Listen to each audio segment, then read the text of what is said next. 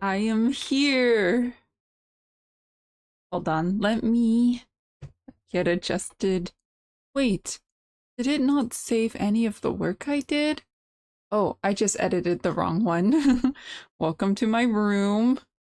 Um, what I wanted us to do really quickly is go through a summary, and I'm going to pause once it hits where I finished. And then I'm gonna start. You're gonna get like the Reader's Digest of everything I read through, and um, then we'll start. Dark Matter by Blake Oh, Crouch. wait. Before that, you already had your sweet treat for the day? Me too, but I had way too much sugar because I ate um eggless cookie dough.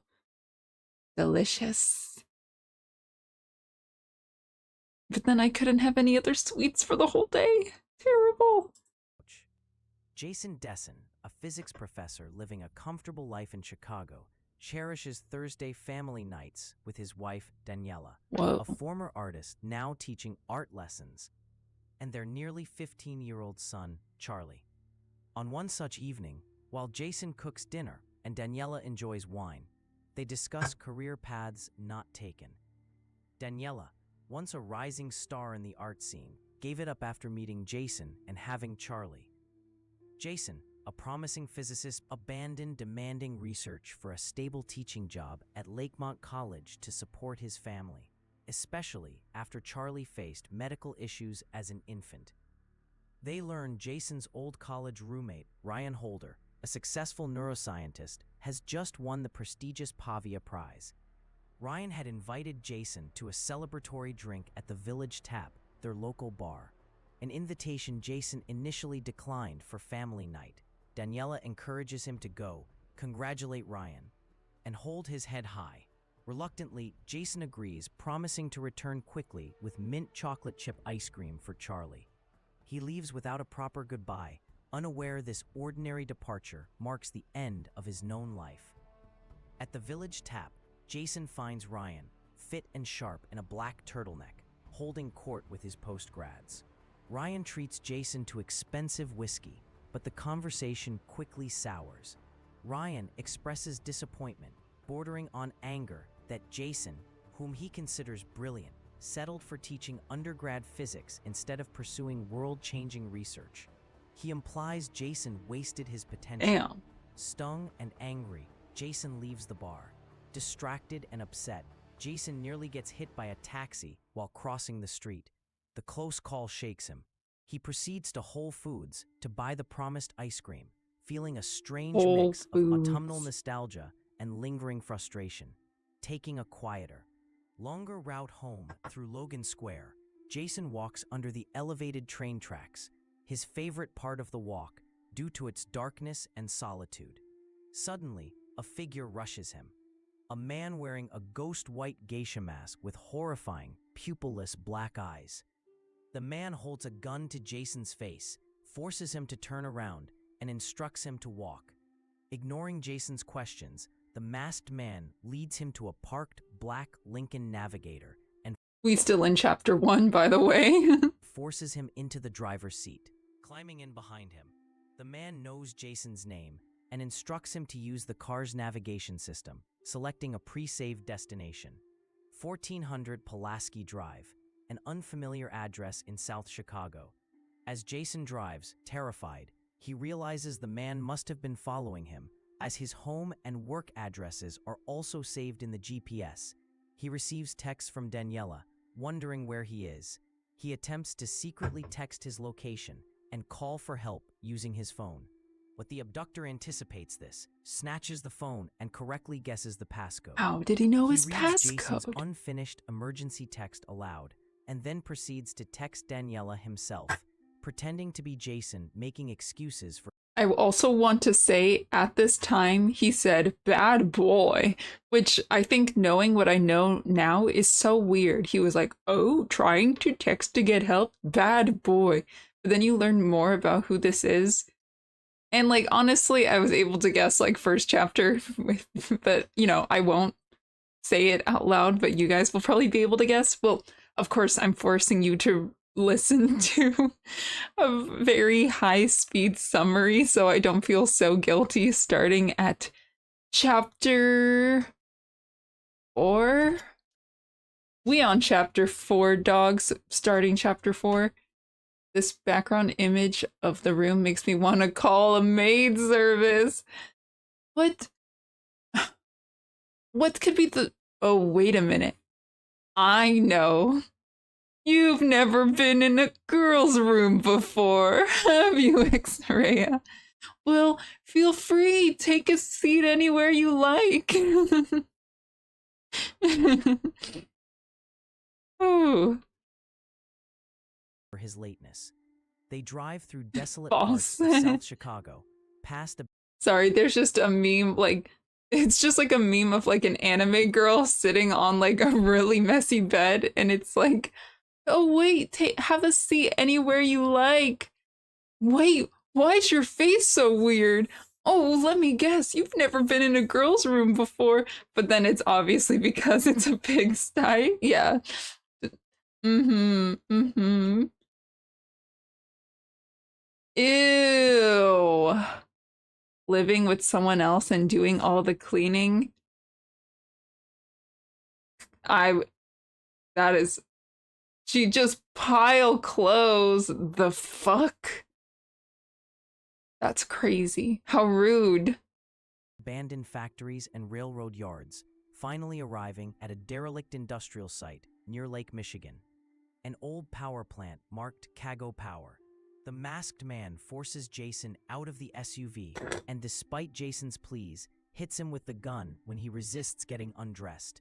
Naked, freezing, and terrified in the abandoned parking lot, Jason is forced inside the decaying Oh my building. god. The masked man seems familiar, his voice triggering a vague No recognition. laundry Jason can't baskets, place. just Inside the piles. dark, crumbling plant, Jason is led through corridors, the man prodding him forward with the gun. Overcome with fear, Jason For considers shame. fighting back but feels paralyzed. They reach a vast generator room, descending a rickety metal staircase. Jason makes a desperate, clumsy attempt to attack his captor with his flashlight. That sounds but rough. fails, falling hard. The masked man injects him twice, once in the neck and once in the leg with unknown substances. Weakened and disoriented by the drugs, Jason is forced to the bottom of the stairs. He's given new clothes, jeans, a plaid shirt, expensive shoes, a leather jacket that fit perfectly. They all fit Sitting perfectly. against a massive generator, a strange calm settles over Jason as the drugs take hold. The masked man asks questions about Jason's life. Is he happy? Does he regret giving up his research ambitions? Jason admits his life is good but not exceptional, acknowledging the critical juncture when Daniela's pregnancy and Charlie's birth diverted his path from potentially groundbreaking science. He insists he never regrets choosing his family. As the drugs pull him towards unconsciousness, the masked man removes his glove, touches Jason's face strangely, almost tenderly, Also and expresses strange. sorrow for having to scare him. He claims he's doing this for both of us. He injects False. himself with He the contents just... of a small glass ampule, the liquid shining like mercury in the moonlight, then drops the empty ampule and syringe beside Jason. Before losing consciousness, Jason sees the Leopard ampule print. rolling toward him Leopard print. and hears the man's final words. You wouldn't believe me if I told you. So that was chapter 1. Also, just to clear my innocence, this isn't actually a picture of my bedroom. It's I just found it online. But you know how like a lot of VTubers have like a scene where it's their bedroom? I just thought it would be really funny to have a really messy back room. I don't know.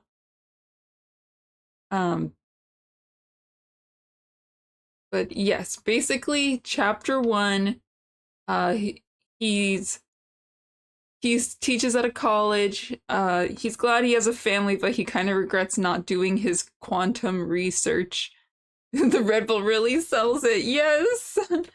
he gave up on intense quantum research to be a teacher. Then, you know, because he got married and kid got sick. Then he gets kidnapped and the dude's like changes all his clothes, kidnaps him, puts him in a machine. And then, or no, he passes out and then we don't know where he goes. And then he's about to wake up. And this is going to be chapter 2. Jason regains consciousness, being lifted onto a gurney by figures in hazmat suits. Basically, he got yoinked. Like a hangar. He's restrained for his protection. A woman's voice calls him Dr. Dessen and relays his vital signs over a radio, mentioning his arrival 14 months prior. Confused and drugged, Jason is wheeled through vault-like doors into a sterile corridor and then an operating room. A man in a positive pressure suit, introducing himself as Leighton Vance, chief executive and medical officer, welcomes him back, congratulates him on doing it, and cuts off Jason's clothes, which are Dude, they keep taking his clothes. Jason endures an agonizing process involving a supercooled mist and a burning chemical foam. Working on projects sounds cool. Hot air blast. The intense physical sensations convince Jason this is not a hallucination. Cleaned and wide awake, he's taken to a padded patient room, restraints removed, and given new clothes. Leighton leaves him, promising to return after lab results. Mentioning Jason is the only one who has returned from wherever he's been. Alone, Jason struggles to piece together his memories, grasping fragments of family night, but finding the recent past a blur. Leighton returns, pleased, reporting Jason is clear of biohazards and radiation. He gives Jason a Ziploc bag labeled Jason Dessen, containing keys and a money clip. Leighton leads Jason out, past applauding workers, to Sublevel 2 for a debriefing.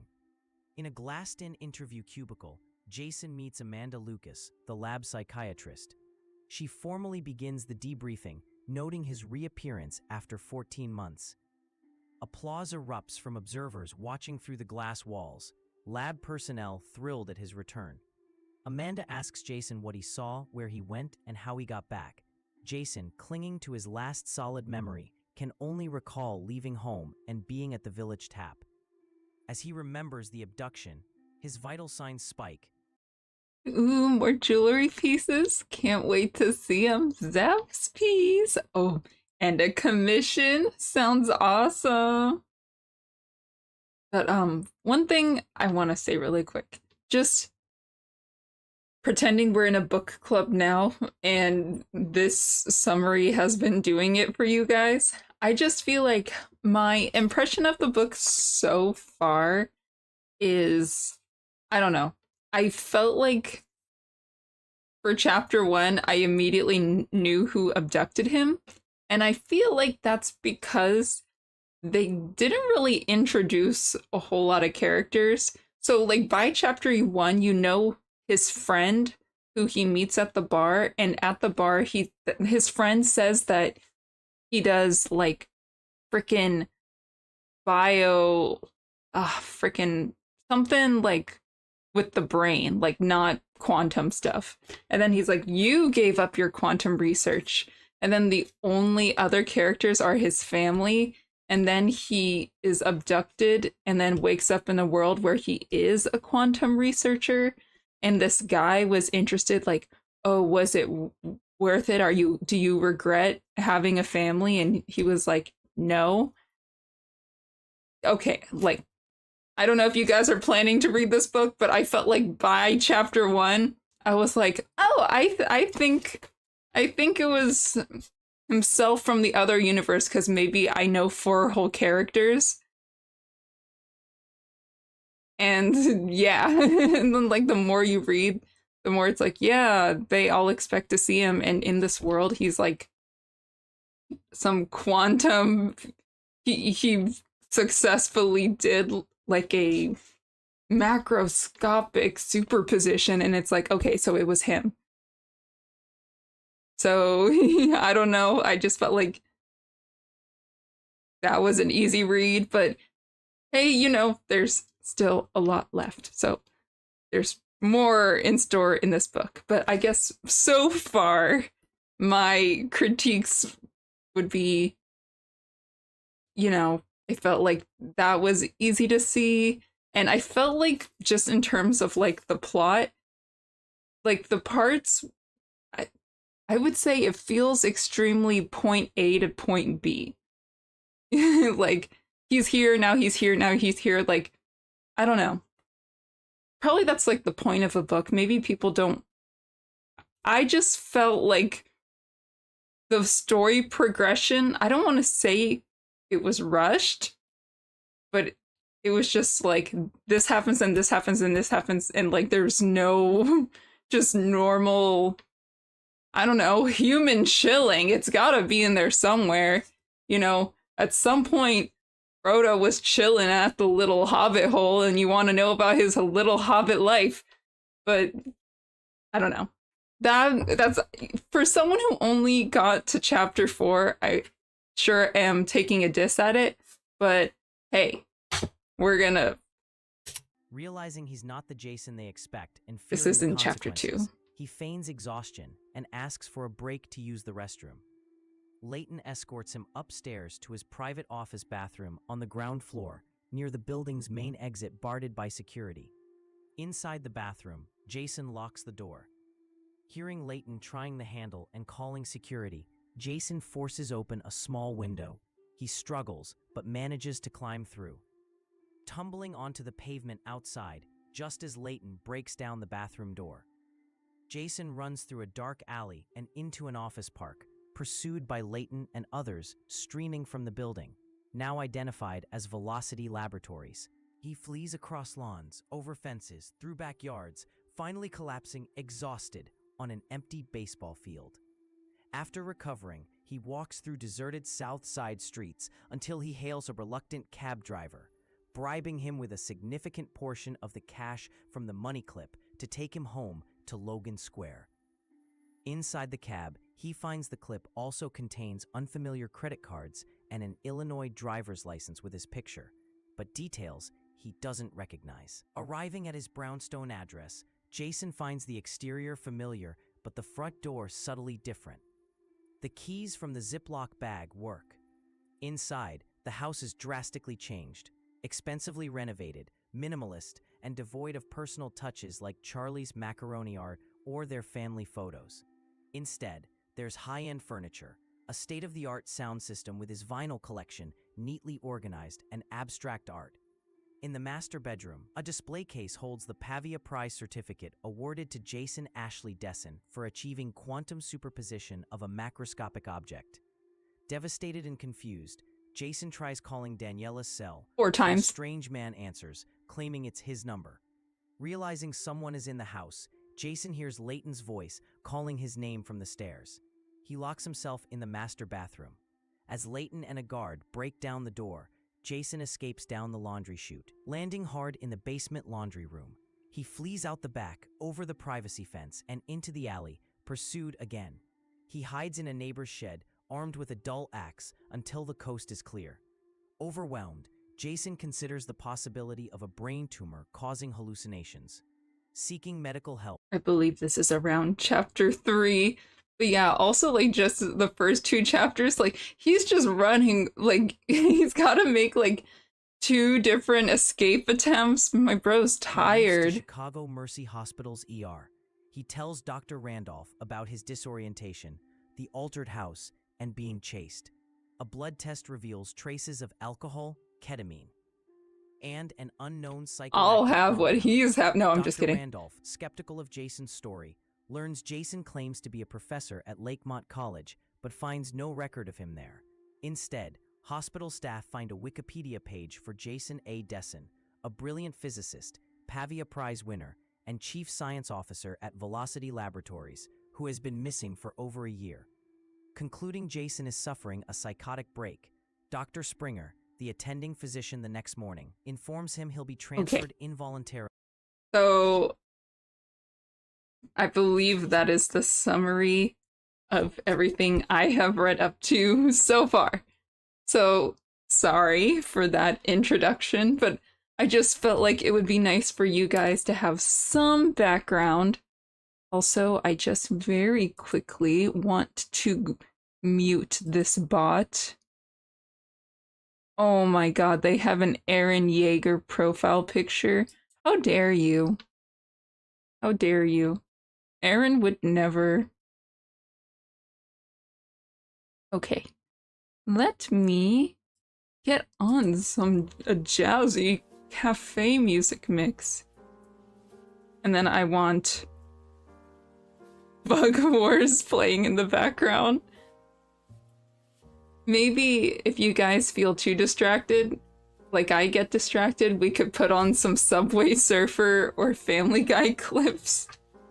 Whatever you want. Alright. So now it's actually reading time. Chapter... Let me get closer. Bang my head on that and that as well. Whoa! How's it going? Oh, whoa, whoa! Have to move to mobile. No problem. Yeah, they're doing your custom jewelry. Right. You're crazy. I got to see mine. I'll have to show you later. X-Raya, would you want to post that work in the Discord? And if you don't want to, would you be bothered if I post it in the Discord? It's up to you, because I don't want to post your work unless you want it up, so just figured I'd ask. I can later, or you can, it's fine. Okay, cool. So, Chapter 4. Daniela's hands are deep in the warm, soapy water when she hears the front door slam shut. She stops scrubbing the saucepan she's been attacking for the last half-minute and looks up from the sink, glancing back over her shoulders as footsteps approach. Jason appears in the archway between the kitchen and the dining room, grinning, as her mother would say, like a fool. Turning her attention back to the dishes, Daniela says, "There's a plate for you in the fridge." In the streamed reflection of the window above the sink, she watches her husband set the canvas grocery bag on the island and move towards her. His arms slide down her waist.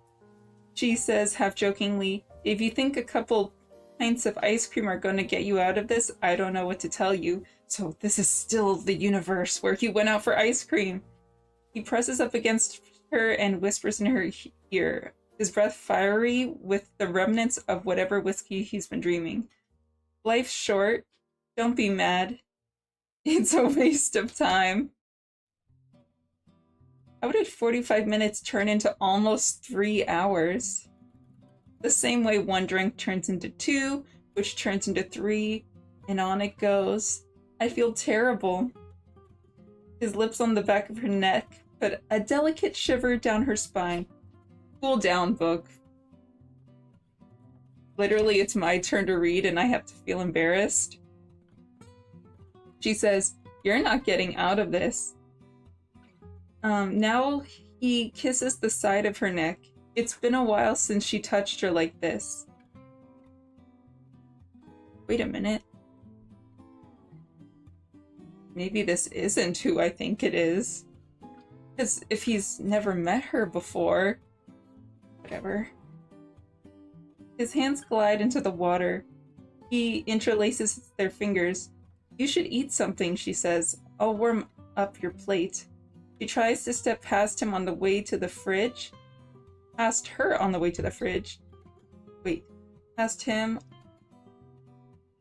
I can read it, I promise, guys. She tries to step past him on the way... I hated popcorn reading growing up. She tries to step past him on her way to the fridge, but he blocks her path. Facing him now, she stares up into his eyes, and maybe it's because they've both been drinking. Hold on. I'm gonna scan the rest of this chapter because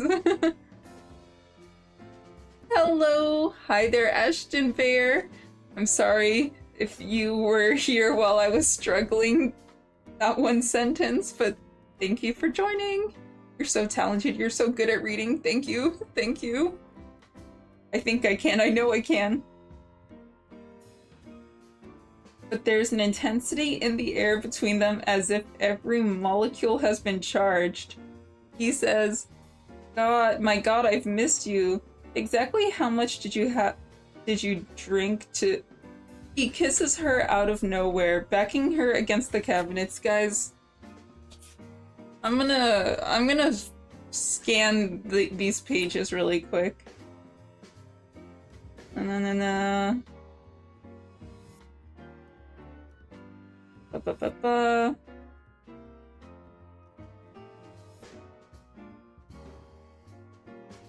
Da-da-da-da. So you didn't chat up with some... Da-da-da. Oh god. I'm sorry for the delay. I'm like, not this, not that.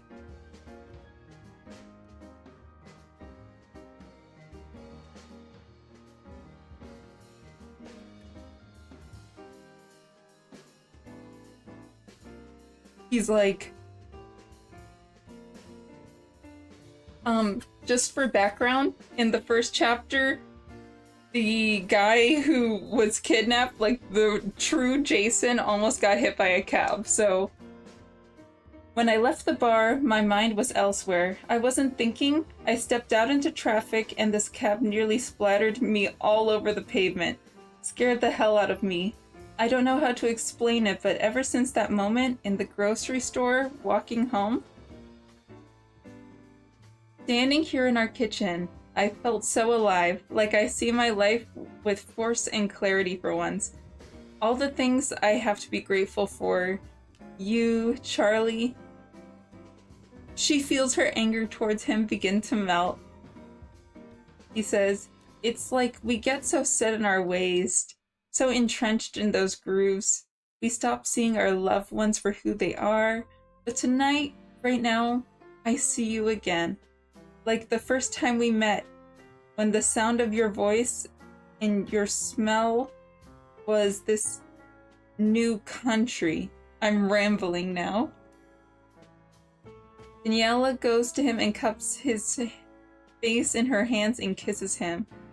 Then she takes his hand and leads him upstairs. The hallway is dark. Hold on, I'm gonna scan the page again. Da-da-da. Okay, I think I didn't expect it in this book, guys. This is the first kind of scene like this.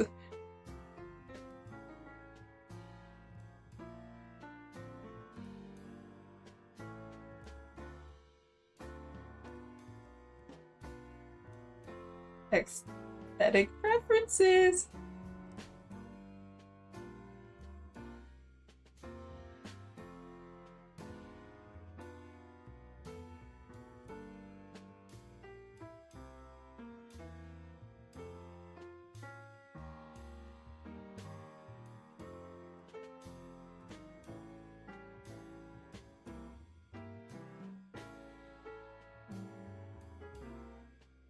Okay, so basically they slept together and they started crying and it was very passionate. And then now we're in chapter 5. We're all adults here. Dude, that's like the tricky thing, because I look at my YouTube analytics and I can safely say a lot of those people watching my stuff aren't adults, and I know people are like, oh, well, it's not your job to filter yourself. But I'm also like, I don't know, I didn't mark this as 18 plus or anything, you know? But also, this is the other guy. The other guy got kidnapped, so he got cucked. And, like, his wife doesn't even know. And, like, it's him, you know? Like,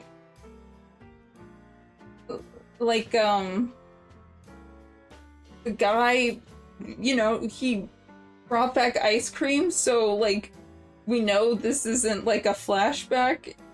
And it was him. It was him who kidnapped himself. But also, why'd he call himself a bad boy? When he was kidnapping him and trying to get away, he was like, tisk, bad boy. And then, like, he was touching his own face, like, tenderly. Get a room for your one-person self. And, like, I don't know. I'm gonna keep reading. Chapter 5. Dr. Desson? I jerk awake. Hi, sorry to startle you. A doctor is staring down at me. A short, green-eyed redhead. I like this chapter. In a white lab coat, holding a cup of coffee in one hand, a tablet in the other. I sit up.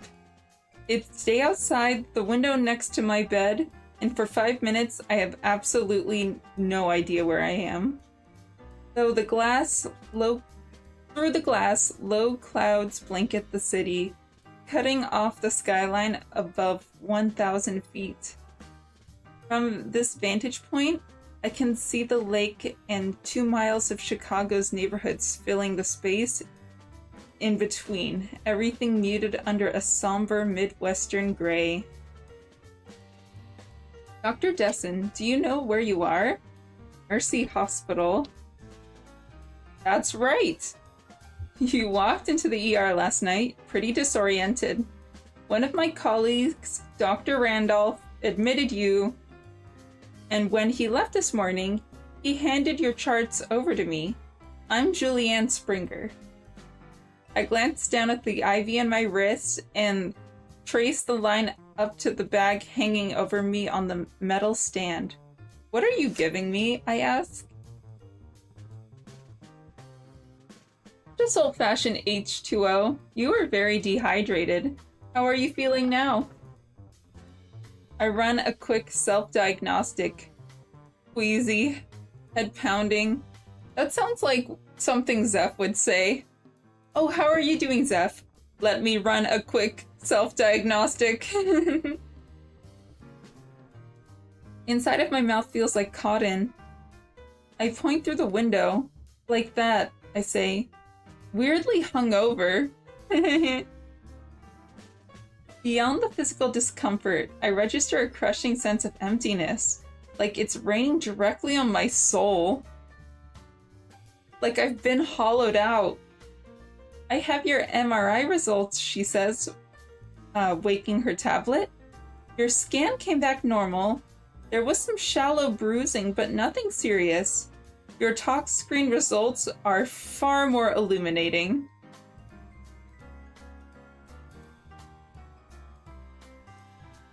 That spider is just mummifying that thing.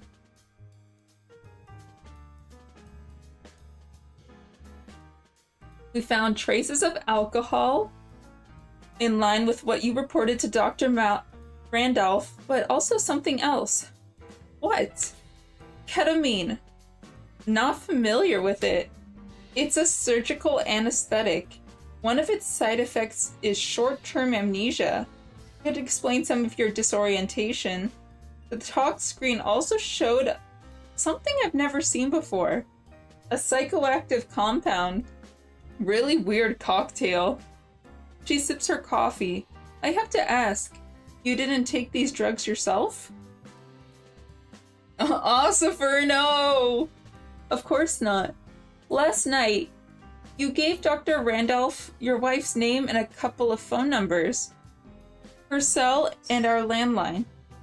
I've been trying to track her down all morning, but her mobile number belongs to a guy named Ralph. And your landline just keeps going to voicemail. Can you read her number back to me? Springer reads off Daniela's cell phone number. That's right, I say. You're sure about that? 100%. As she looks back at the tablet, I ask, could these drugs you found in my system cause long-term altered states? You mean delusions? Hallucinations? Exactly. To be honest, I don't know what this psychochemical is, which means I can't say with any certainty what effect it might have had on your nervous system. So it could still be affecting me? Again, I don't know what its half-life is or how long it takes your body to expel it, but you don't strike me as being under the influence of anything at the moment. Memories of the night before are regenerating. I see myself walking naked and at gunpoint into an abandoned building, an injection in my neck, in my leg, pieces of a strange conversation with a man wearing a geisha mask, a room filled with old generators and moonlight. And while the thought of last night carries the emotional weight of a real memory, it has the fantasy lining of a dream or a nightmare. What was done to me inside of that old building? Springer pulls a chair over and takes a seat beside my bed. In proximity, I can see freckles covering her face like a sprinkling of pale sand. I feel like, I'm not gonna lie, I feel like this random nurse has more like visual descriptions than his wife Daniela. And I don't know what to make of that. Let's talk about what you said to Dr. Randolph. He wrote down, she sighs. Apologies, his handwriting is atrocious. Patient reports it wasn't my house, or it was my house, but it wasn't my house. You also said that you got cuts and bruises on your face because people were chasing you. But when asked why they were chasing you, you couldn't provide an answer. She looks up from the screen. You're a professor? Correct. At? Lakemont College. Here's the thing, Jason. While you were sleeping and after we couldn't find any trace of your wife, what do you mean you couldn't find any trace of her? Her name is Daniela Dessen, correct? Yes. 39 years old? Yeah. We couldn't find anyone with that name and age in all of Chicago. This levels me. I look away from Springer, out of the window. It's so gray that even the time of day is masked. Morning, noon, evening, it's impossible to determine. Fine droplets of rain cling to the other side of the glass. At this point, I'm not even sure what to be afraid of. This is reality.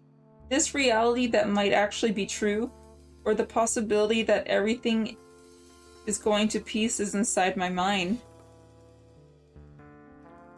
I liked it much better when I thought everything was being caused by a brain tumor. That at least was an explanation. Jason, we took the liberty of looking you up. Your name, profession, everything we could find. I want you to answer me very carefully. Do you really believe you're a physics professor at Lakemont College? I don't believe it. It's what I am. We trolled? That's what we trolled. TROLLED. We trolled the faculty web pages for science departments in every university and college in Chicago, including Lakemont. You weren't listed as a professor on any of them. Yeah, he's trolling. Why are they trolling these colleges? That's impossible. I've been teaching there since... Let me finish? Because we did find some information about you. She typed something on her tablet. Jason Ashley Dessen, born 1973, in Denison, Iowa, to Randall and Ellie Dessen. It says here that your mother passed away when you were 8. How, if you don't mind me asking? Got to go for a bit, but enjoy your book. Catch y'all later. No problem. Good luck with your side projects. She had an underlying heart condition, caught a bad strain of the flu, which turned into pneumonia. Sorry to hear that, she continues reading. Bachelor's degree from University of Chicago, 1995. PhD from the same university, 2002. So far so good? I nod. Awarded the Pavia Prize in 2004. In the same year, Science magazine honored your work with a cover story, calling it the breakthrough of the year. Guest lecturer at Harvard, Princeton, UC Berkeley. She looks up, meets my bewildered gaze, then turns the tablet around so I can see what she's reading from a Wikipedia page of Jason A. Desson. My sinus rhythm on the heart monitor I'm attached to has become noticeably faster. Springer says, you haven't published any new papers or accepted any teaching positions since 2005. When he took on the role of Chief Science Officer with Velocity Laboratories, a jet propulsion lab, it says finally that a missing persons report was filed on your behalf 8 months ago by your brother, and that you haven't been seen publicly in over a year. This rocks me so deeply that I can barely draw breath. My blood pressure triggers some kind of alarm on the heart monitor, which begins to emit a grating beep. A heavyset nurse?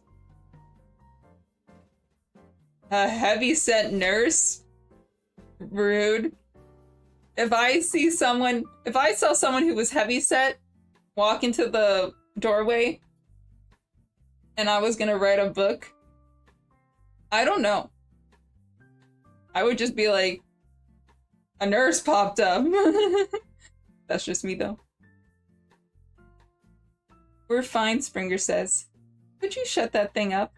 I also feel like, I understand this is like a book and not reality, but just like imagine, why would they ever want to attach an alarm that like goes off when your cortisol is spiked? Because dude, if you're like at a hospital, I'm sure everyone is just like having a not the best time. We'll say that at least. The nurse walks to the monitor, silences the alarm. When he's gone, the doctor reaches over the railing and touches my hand. I want to help you, Jason. I can see that you're terrified. I don't know what happened to you, and I get the feeling you don't know either. The wind coming in off the lake is so strong. Is strong enough to blow the rain sideways. I catch as the droplets streak across the glass and blur the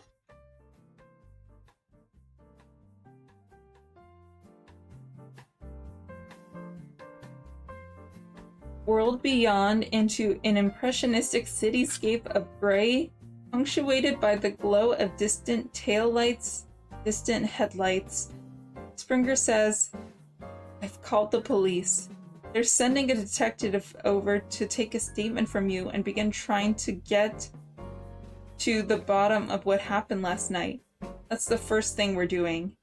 Now, I've struck out and trying to get in touch with Daniela, but I've been able to locate contact information for your brother, Michael, in Iowa City. I'd like to have your permission to call him and let him know where you are and to discuss your condition with him. I don't know what to say. I haven't spoken to my brother in 2 years. I'm not sure if I want you to call him, I say. Fair enough, but to be clear, under HIPAA, if in my judgment a patient of mine is unable to agree or object to disclosure due to incapacity or emergency instances, I'm authorized to decide whether disclosing your information to a family member or friend is in your best interest. I do believe that your current mental state qualifies as incapacity, and I think consulting with someone who knows you and your history is in your best interest. So I will be calling Michael. Damn. Ooh, look at that centipede. So cute. No, yes, centipede. I don't know why I thought I mixed them up with millipede for a second. I love Bug Wars. No, I can't get too distracted. I put this on just to be like a minor thing in the background. But God, it's so epic.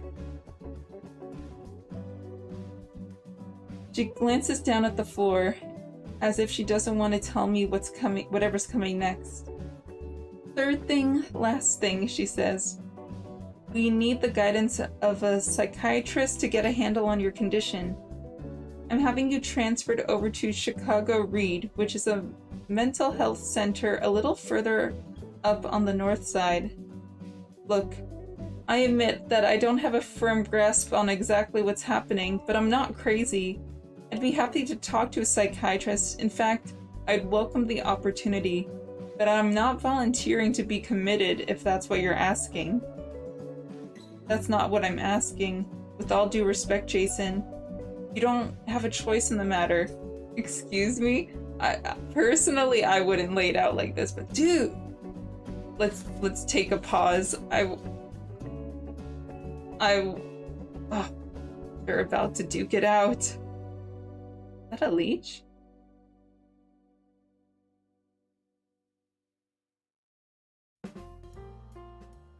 I think a crab would win against a leech. It's called an M1 hold, and by law, if I think you're a threat to yourself or others, I can order a 72-hour involuntary commitment. Look, this is the best thing for you. You're in no condition. I walked into this hospital under my own steam because I wanted to find out what was wrong with me.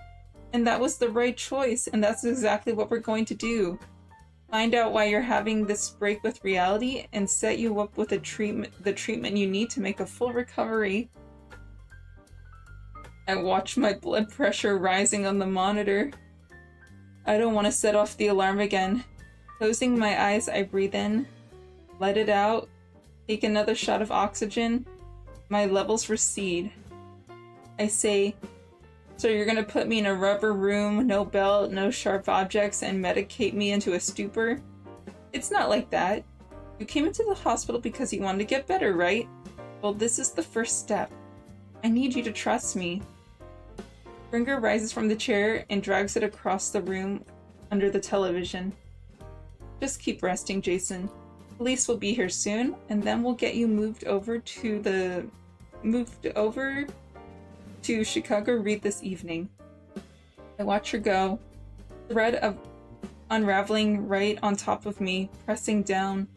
What if all the pieces of belief and memory that comprised who I am, my profession, Daniela, my son, are nothing but a tragic misfiring in that gray matter between my ears? Will I keep fighting to be the man I think I was? Or will I disown him and everything he loves and step into the skin of a person this world would like for me to be? And if I've lost my mind, then what? What if everything I know is wrong? No, stop. I'm not losing my mind. There were drugs in my blood last night, and bruises on my body.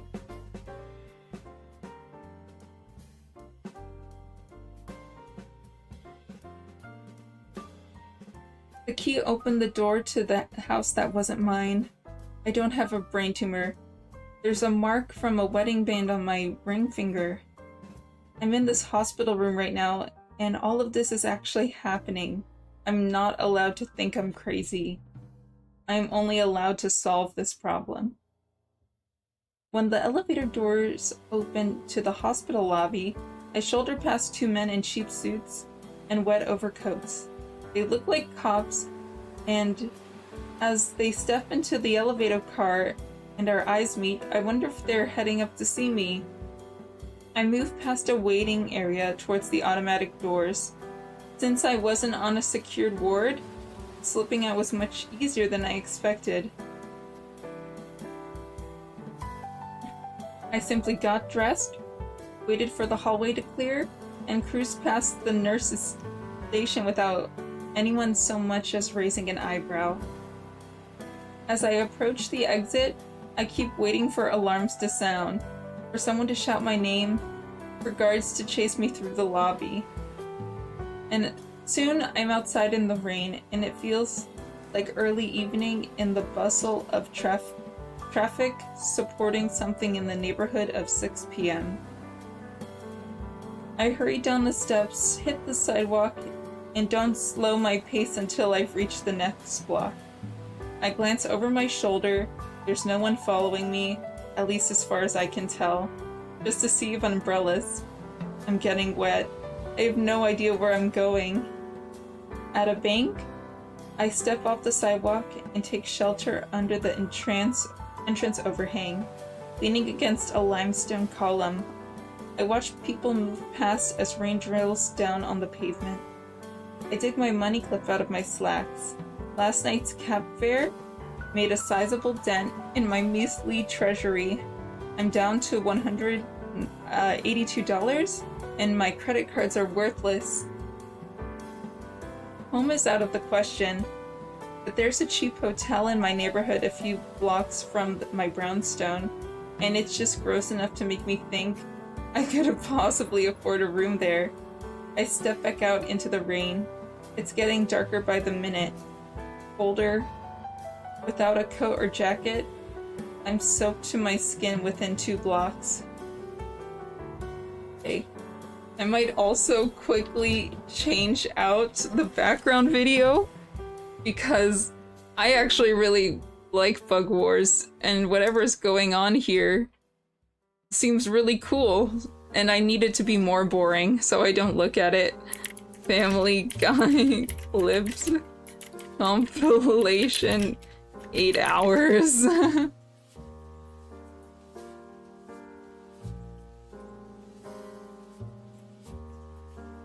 Oh yeah, that's the stuff.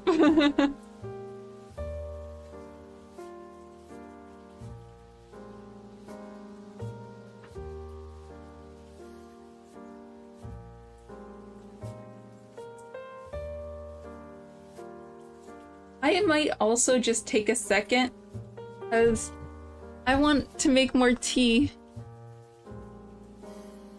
Oh my god, I've been streaming for an hour? Gosh, we didn't even get into 1 chapter. I'm kind of a slow reader. BRB.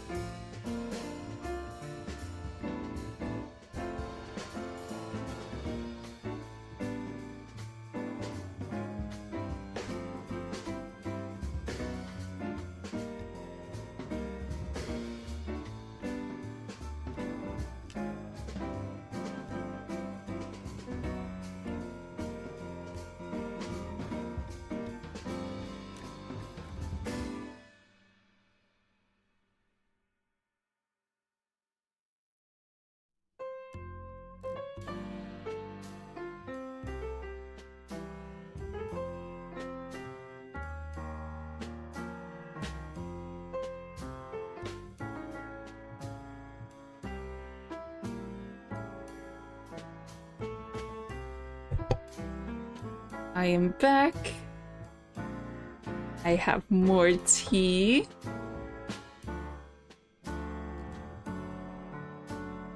I wonder how far into this book I'll get today. The Day Inn occupies the building across the street from Village Tap, only it doesn't. The canopy is the wrong color, and the entire facade looks bizarrely upmarket. These are luxury apartments. Oh wait. I even see a doorman sliding on the curb under an umbrella. Oh, hi. Thank you for stopping by, Yura. I'm just doing... there's a book I started reading for a book club I'm in, but work was just so busy. Brings all the confetti. Hi, Robonyan. Yes, confetti. Wait a minute. That's really big confetti. Oh. But thank you both for stopping by. Listening while I'm cooking. Oh yes, that sounds perfect. I do think this is like a good stream for lurking. The book I'm reading right now is Dark Matter by Blake Crouch. So yeah, technically we're supposed to meet for our um book club reading and like to discuss the whole book. We're meeting tomorrow, which means I need to step on it.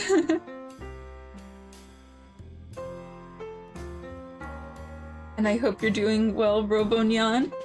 Maybe if you're, you know, working on something in the background or playing a game, it could be fun. It reminds me of school book reports, yes. And you know, I used to love reading as a kid, but then, I don't know, I think when I got in college, I definitely stopped reading for leisure and I only read for assignments because I was just, you know, kind of busy in college. And then once I got out of college, I got into the habit of only reading for assignments, and then I just, you know, haven't read very much. Hope you have a fun reading time as well. Thank you. I always love seeing your art. Let's see. I even see a doorman sliding on the curb under an umbrella, trying to hail a cab for a woman in a black trench coat. Oh, you're gonna sleep early today? I've had a long day. Oh, I'm sorry that it was a stressful day today, so I'm sure this stream will put you right to sleep. Am I on the right street? I cast a glance back to my corner bar. Village Tap should be a blinking neon in front of the window, but instead there's a heavy wooden panel with brass lettering attached to a pole that's swinging over the entrance, creaking in the wind. I continue walking faster now, the rain driving into my eyes, past rowdy taverns, restaurants poised to receive the dinner rush, sparkling wine glasses and silverware quickly arranged onto white linen tablecloths as servers memorize their specials. A coffee shop I don't recognize bursting with a jangle of an espresso machine grinding fresh beans. Daniela's and my favorite Italian place looking exactly as it should, and reminding me that I haven't eaten in almost 24 hours, but I keep walking until I'm wet through my socks, until I'm shivering uncontrollably. Damn, bitch, you live like this? What do you mean? Wait a minute. Let me guess. You've never been in a girl's room before, have you, Ritsuki? Well, feel free to take a seat anywhere. Okay. Until I'm shivering uncontrollably. Until night has dropped and I'm standing outside a 3-story hotel with bars on the windows. And an obnoxiously... I told you that in confidence. I thought you told me that confidently. And an obnoxiously large sign above the entrance. Hotel Royale? I step inside, dripping a puddle on the cracked checkerboard floor. It isn't what I expected. Not seedy or dirty in the lurid sense of the word. Just forgotten, past prime. The way I remember my great-grandparents' living room in their teetering Iowa farmhouse. As if the worn furniture has been here for 1,000 years, frozen in time, while the rest of the world marched on. The air carries a scent of musk, and big band music quietly plays through a hidden sound system. I need different music, speaking of which. This casual, copyright-free cafe music doesn't really suit my Family Guy clip compilation.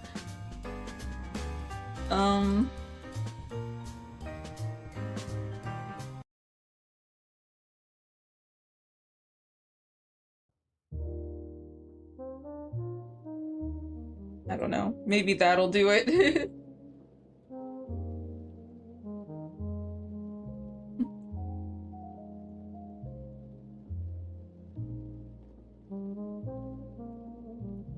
let's see, Big Ben. At the front desk, the old tuxedoed clerk doesn't bat an eye at my sodden state. Just takes $95 in damp cash and hands me a key to the room on the 3rd floor. The elevator car is cramped, and I stare at my distorted features in the bronze doors as the car labors noisily and with all of the grace of a fat man climbing stairs to the 3rd floor. Ew.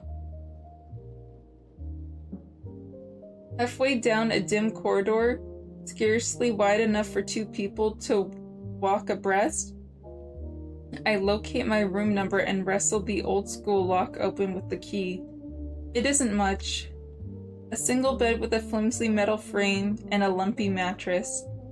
A bathroom the size of a closet, a dresser, a cathode ray television, and a chair next to the window, where something glows on the other side of the glass. Stepping around the foot of the bed, I sweep the curtains back and peer outside, finding myself at eye level with the top of the hotel sign, close enough to see the rain falling through the green neon lights. Down on the sidewalk below, I glimpse a man leaning against a street lamppost, smoke curling up onto the rain, the ash of his cigarette glowing and fading in the dark under his hat. Is he waiting there for me? Maybe I'm being paranoid, but I go to the door and check the deadbolt and hook the chain. Then I kick off my shoes, strip down, and dry myself off with the bathroom's only towel. The best thing about the room is the ancient cast iron radiator that stands under the window. I crank it up on high and hold my hands in the jetties of heat. I drape my wet clothes across the back of the chair and push it close to the radiator. In the bedside table drawer, I find a Gideon Bible and a sprawling Chicago Metro phone book. Stretching out across the creaky bed, I thumb to the D's and begin searching for my last name. I quickly locate my listing. Jason A. Dessen, correct address, correct number. I lift the phone receiver off the bedside table and call my landline. It rings 4 times, and then I hear my voice. Hi, you reached Jason. Well, except not really, because I'm not actually here to take your call. This is a recording. You know what to do. I hang up before the beep. That isn't our home voicemail message. I feel insanity stalking me again, threatening to curl me up fetal and shatter me into a million pieces. But I shut it down, returning to my new mantra. I'm not allowed to think I'm crazy. I'm only allowed to solve this problem. Experimental physics, hell, all of science, is about solving problems. However, you can't solve them all at once. There's always a larger,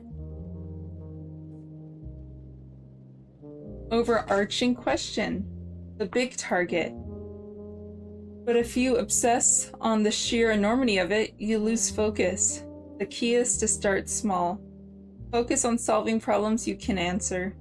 Build some dry ground to stand on. And after you've put in the work, and if you're lucky, the mystery of the overarching question becomes knowable. Like stepping slowly back from a photo montage to witness the ultimate image revealing itself.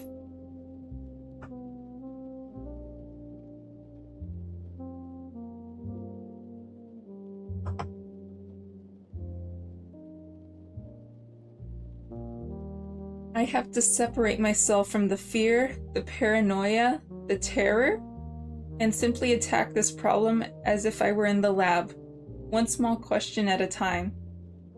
Build some dry ground to stand on. The overarching question that plagues me to this moment. What has happened to me? There's no way to answer that. Not yet. I have vague suspicions, of course. But suspicion leads to bias, and bias doesn't lead to the truth. Why weren't Daniela and Charlie at our home last night? Why did it seem as though I live alone? No, that's still too big. Too complex. Narrow the field of data. Where are Daniela and Charlie? Better, but reduce it further. Daniela will know where my son is, so this is where I start. Where is Daniela? The sketches I saw last night on the walls of my house, that isn't my house, they were created by Daniela Vargas. She had signed them using her maiden name. Why? I hold my ring finger up to the neon light coming in through the window. The mark of my wedding band is gone. Was it ever there? I tear off a piece of loose thread from the curtain and tie it around. My ring finger as a physical link to the world and the life I know. Then I return to the phone book and thumb through the V's, stopping at the only entry for Daniela Vargas. I rip out the entire page and dial her number. The familiarity of her voice on the recording moves me, even while the message itself leaves me deeply unsettled. You've reached Daniela. I'm away painting. Leave a message. Ciao. Within an hour, my clothes are warm and nearly dry. I wash up, get dressed, and take the stairwell down to the lobby. Out on the street, the wind is blowing, but the rain has relented. The smoking man by the street lamp is gone. I'm lightheaded with hunger. I pass half a dozen restaurants before I find one that doesn't clean out my funds. A bright, grimy pizza joint that sells enormous deep dish slices. There's nowhere to sit inside, so I stand on the sidewalk, stuffing my face and wondering if this pizza is as life-changing as I think it is, or if I'm too ravenous to be discerning. Daniela's address is in Bucktown. I'm down to $75 and change, so I could hail a cab, but I feel like walking. The pedestrian and traffic levels point towards Friday night, and the air carries a consumer. I can do this. I'll measure it energy, yes. I head east to find my wife. Daniela's building is yellow brick. I Rick trolled. Ah. Thank you for joining. Reading through this book right now. My book club meeting is tomorrow, and I'm on chapter. Let me check. I'm on.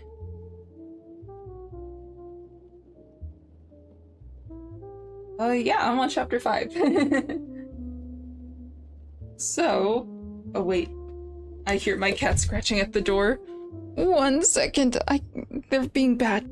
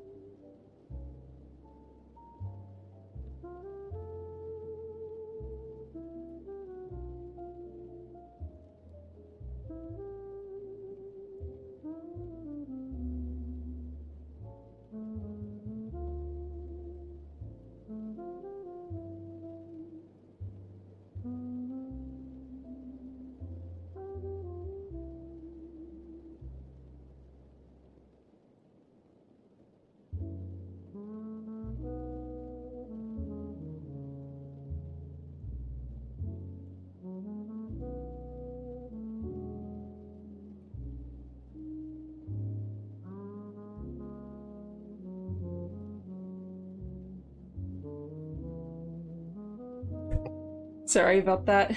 My cats love to rip up my security deposit check right in front of me. Take another sip of tea.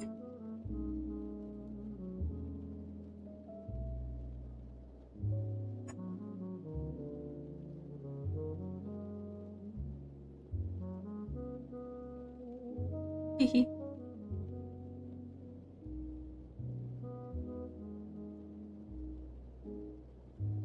Done. I head east to find my wife. Daniela's building is yellow brick with the facade covering in climbing ivy that's turning russet with the recent cold. The buzzer system is an old-fashioned brass panel where I find her maiden name second up from the bottom of the first column. I press the buzzer 3 times, but she doesn't answer. Through the tall window panes that frame the door, I see a woman in an evening gown and overcoat, her stilettos clicking down the hallway as she approaches. I retreat from the window and turn away as the door swings open.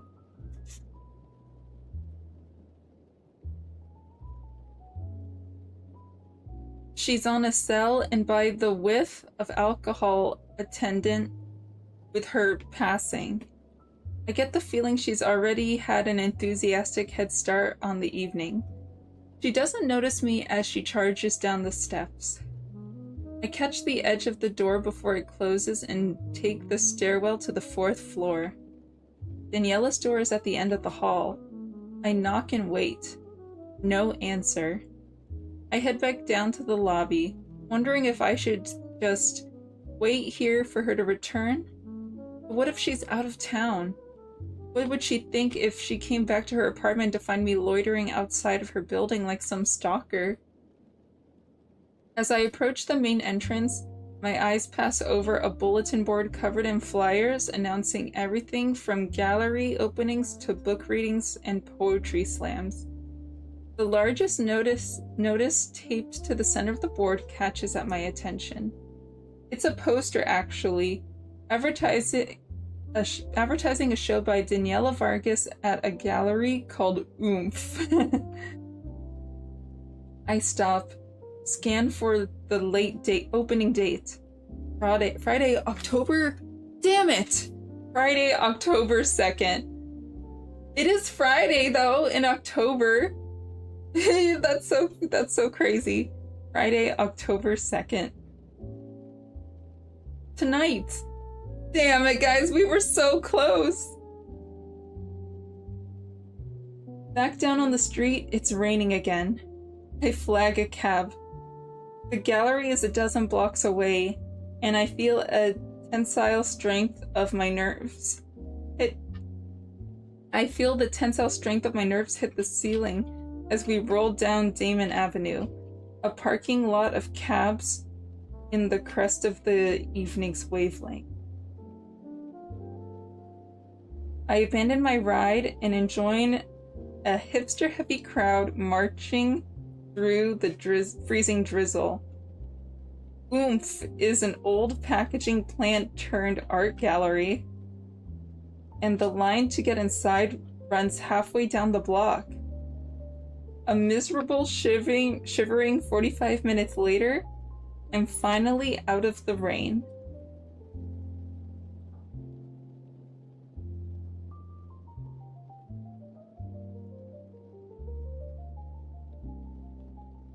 And paying my $15 admission fee and being whisked with a group of 10 people into an anteroom with Daniela's first and last name in gigantic graffiti-style letters on an encircling wall.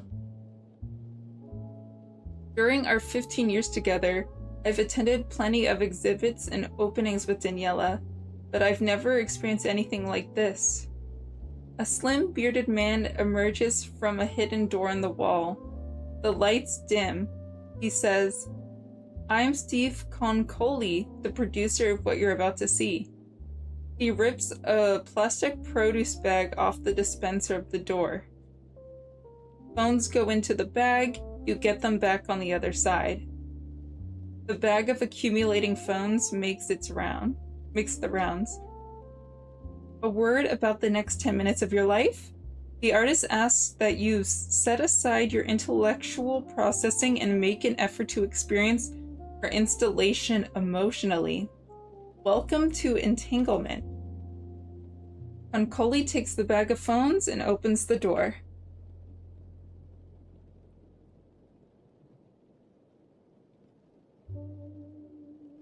I'm the last one through, though. For a moment, our group is bunched up in the dark, confined space that turns pitch black as an echo of the slammed doors reveals a vast warehouse-like room. My attention is drawn skyward as the points of light fade in above us. Stars. They look startlingly real, each containing a smoldering quality. Some were close, some were distant, and every now and then one of them streaks through the void. I see what lies ahead. Someone in our group mutters, "Oh my god." It's a labyrinth built of plexiglass, which by some visual effect appears to stretch out on infinitely under the universe of stars. Ripples of light travel through the panels. Our group shuffles forward. There are 5 entrances to the labyrinth, and I stand at the nexus of all of them, watching the others drift ahead on their separate paths.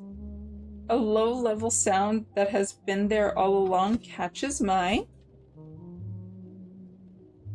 attention. It's not music so much as white noise, like television static, hissing over a deep, sustained tone. I choose a path, and as I enter the labyrinth, the transparency vanishes. The plexiglass is engulfed in a near-blinding light, even under my feet. 1 minute in, some of the other panels begin to show looped imagery. Birth, child screaming, mother weeping with joy, a condemned man kicking and twisting at the end of a noose, a snowstorm, an ocean, a desert landscape scrolling past. I continue along my path into a dead ends, around blind curves, the imagery appearing with greater frequency on faster loops. The crumpled remain of a car crash. A couple's in the throes of passionate sex. The point of view of a patient rolling down a hospital corridor on a gurney with nurses and doctors looking down. The cross, the Buddha, the pentagram, the peace sign, a nuclear detonation. The lights go out. The stars return. I can see through plexiglass again, only now there's some kind of digital filter overlaid on the transparency. Static and swarming insects and falling snow. It makes the others in the labyrinth look like silhouettes moving through a vast wasteland. And despite the confusion and fear of the last 24 hours, or perhaps precisely because of all I experienced, what I'm witnessing in this moment breaks through and hits me hard. While I can see others in the labyrinth, it doesn't feel like we're in the same room or even the same space. They seem worlds apart and lost in their own vectors. I'm struck for a fleeting moment by the overwhelming sense of loss. Not grief or pain, but something more primal. A realization and the terror that follows it. Terror of the limitless indifference surrounding us. I don't know if that's the intended takeaway from Daniela's installation, but it's certainly mine.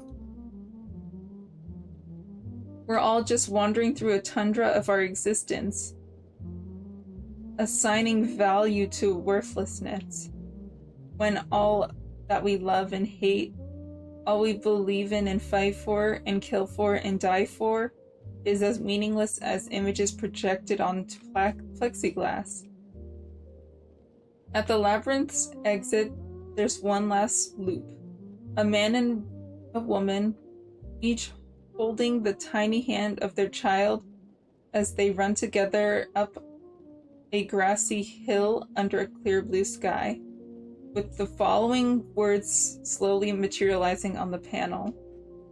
Nothing exists, all is a dream. God, man, the world, the sun, the moon, the wilderness. Of stars, a dream, all a dream, they have no existence. Nothing exists save empty space and you. And you are not you. You have no body, no blood, no bones. You are but a thought.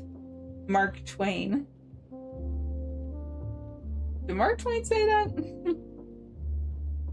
I step into another anteroom, where the rest of my group huddles around the plastic bag, retrieving their phones. On through into a large, well-lit gallery with glossy hardwood,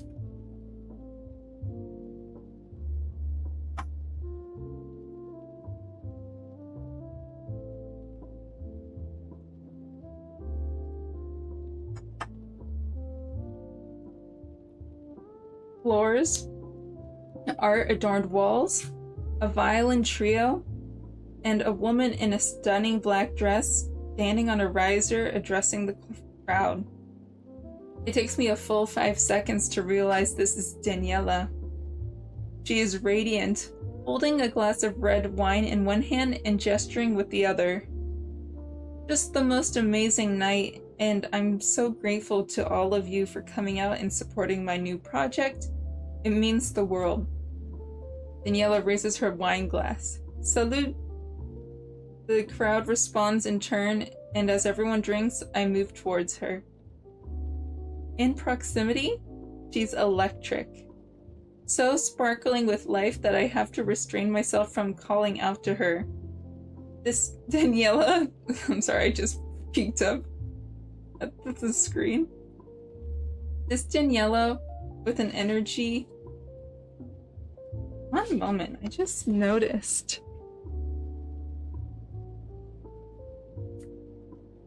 Oh.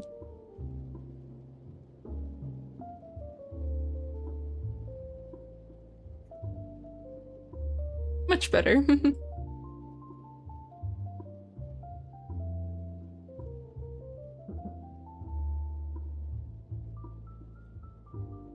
I need more Halloween-y sounds, and then I'll get back to reading. I want... What do I want? Halloween ambiance. Yes.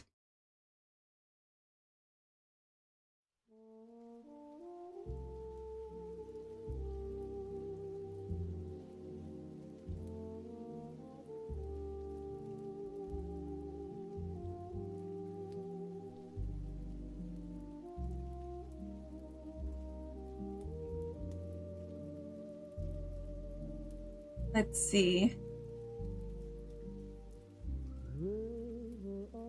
I have to restrain myself from calling out to her. This is Daniela with an energy like the first time we met 15 years ago. Before years of life, the normalcy, the elation, the depression, the compromise, transformed her into a woman who now shares my bed.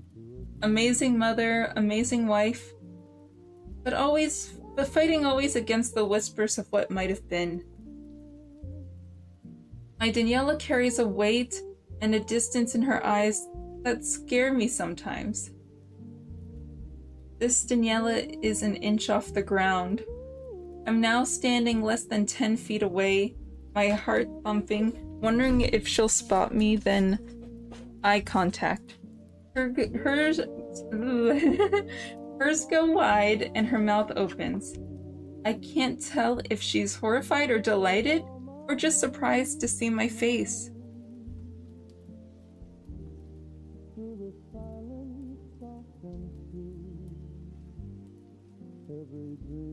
She pushes through the crowd, throws her arms around my neck, and pulls me in with a tight, "Oh my god, I can't believe you came.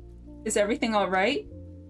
I'd heard you left the country for a while or were missing or something."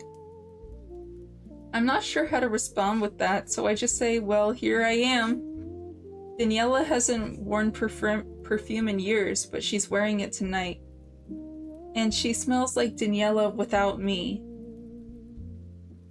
Like Daniela before our separate scents merged into us.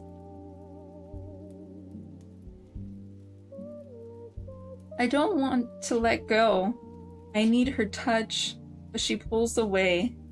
I ask, "Where's Charlie?" "Who? Charlie? Who are you talking about?" Something torques inside of me. Jason? She doesn't know who our son is. Does Charlie exist? Of course he exists. I was at his birth. I held him 10 seconds after he came writhing and screaming into this world. "Everything okay?" she asks. "Yeah, I just came through the labyrinth." "What did you think?" It almost made me cry. "It was all you," she says. "What do you mean?" "That conversation we had a year and a half ago, when you came to see me? You inspired me, Jason. I thought of you every day I was building it. I thought of what you said. Didn't you see the dedication?" "No, where was it?" "At the entrance to the labyrinth. It's for you. I dedicated it to you. And I've been trying to reach you. I wanted you to be my special guest for tonight, but no one could find you." She smiles. "You're here now, that's all that matters." My heart is going so fast, the room threatening to spin. And then Ryan Holder is standing next to Daniela with his arm around her. Damn. Ryan scooped her up in this universe. He's wearing a tweed jacket, his hair is graying, and he's paler and less fit than the last time I saw him, which was impossibly at Village Tap last night at his celebration for winning the Pavia Prize. "Well, well," Ryan says, shaking my hand. "Mr. Pavia, the man himself."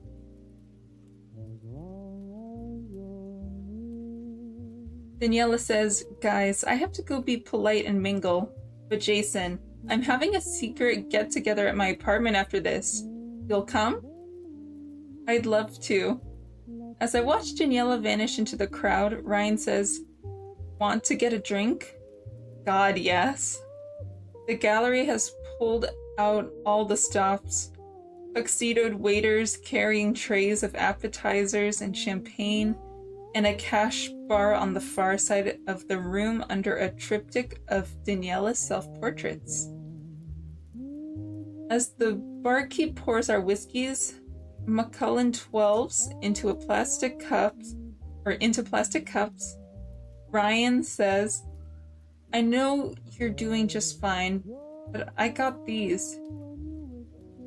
It's so strange. He carries none of the arrogance and swagger of the man I saw holding court last night at my local bar. We take our scotches and find a quiet corner away from the mob surrounding Daniela. As we stand there watching the room fill with more and more people emerging from the labyrinth, I ask, "So what have you been up to? I feel like I lost track of your trajectory." "I moved over to U Chicago." "Congrats. So you're teaching?" "Cellular and molecular neuroscience. I've been pursuing some pretty cool research as well involving the prefrontal cortex. Sounds exciting." Ryan leans in really close. "In all seriousness, the rumor mills have been crazy. The whole community's talking. People saying, he lowers his voice, that you cracked up and lost your mind, that you're in a rubber room somewhere, that you're dead. Here I am, lucid, warm, and breathing. So that compound I built for you, it worked out, I assume? I stare at him, no idea what he's talking about. And when I don't provide an immediate answer, he says, right, I get it. They've got you buried under a mountain of NDAs. I wonder if he made the drug, his psychoactive drug, that they couldn't identify in him, remember?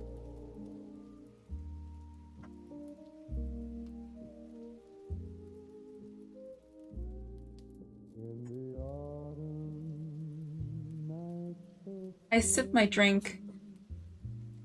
I'm still hungry, and the alcohol is traveling too fast to my head. When the next waiter passes within range, I grab 3 mini quiches off the silver tray. Whatever is bugging him, Ryan can't let it go. Look, I don't mean to bitch, he says, but I feel like I did a lot of work for you and Velocity in the Dark. You and I go way back, and I get that you're in a different place in your career, but I don't know. I think you got what you wanted from me, and... What? Forget it. No, please. You could have shown your old college roommate a little more respect is all I'm saying. What compound are you talking about? He looks at me with thinly veiled contempt. Fuck you. We stand silently on the outskirts of the room as the room grows dense with people. So are you two together, I ask? You and Daniela? Sort of, he says. What does that mean? We've been seeing each other for a little while. You always had a thing for her, didn't you? He just smirks. Scanning the crowd, I find Daniela. She's poised and in the moment, surrounded by reporters with notepads flipped open, scribbling furiously as she speaks. And how's it going, I ask, though I'm not sure I really want the answer. You and Daniela? Amazing. She's the woman of my dreams. He smiles enigmatically for 3 seconds. I want to murder him.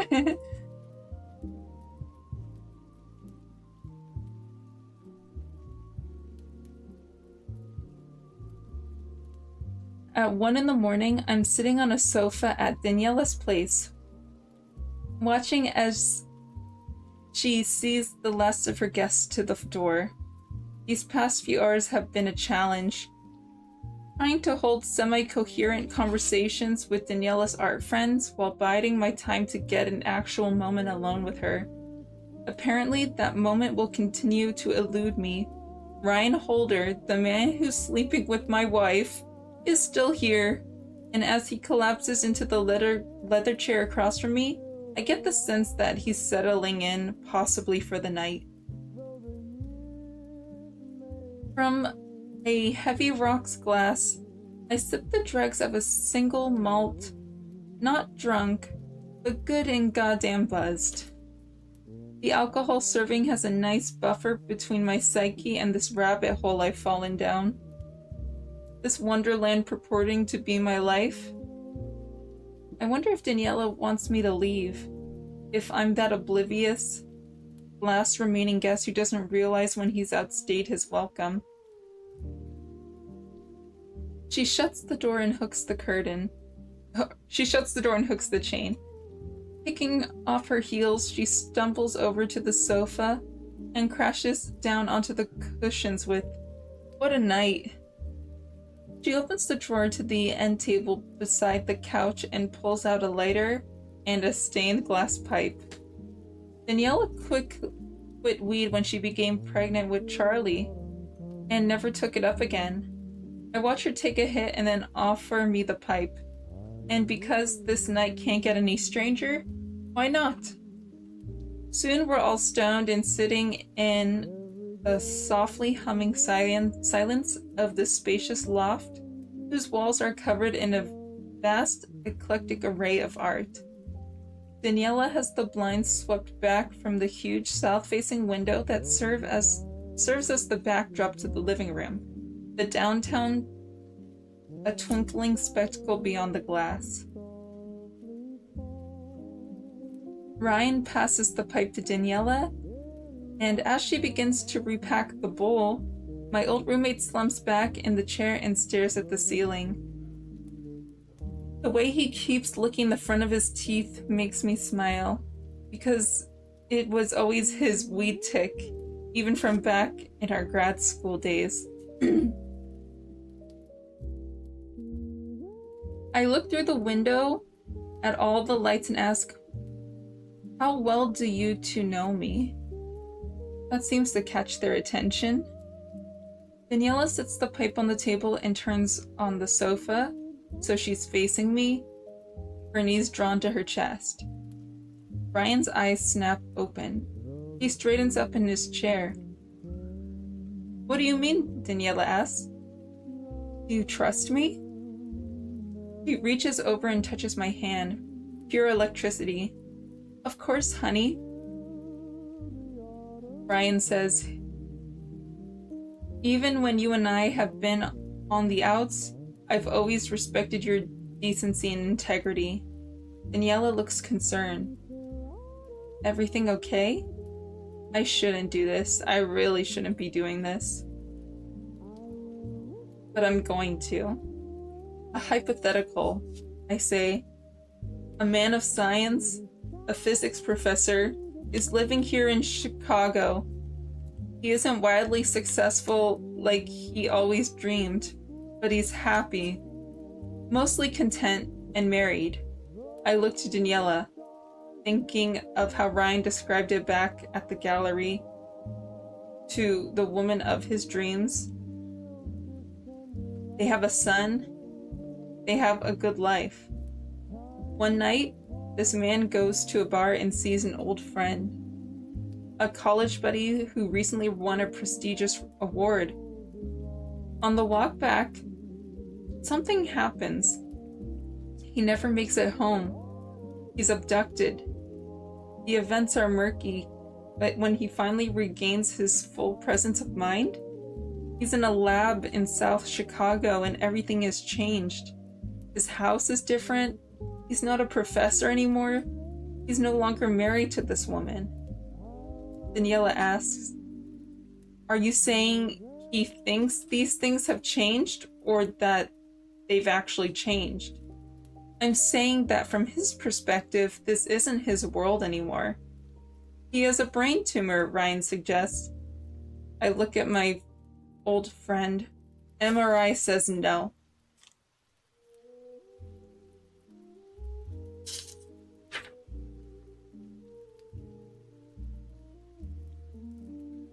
Then maybe people are messing with him, running an elaborate prank that infiltrates every aspect of his life.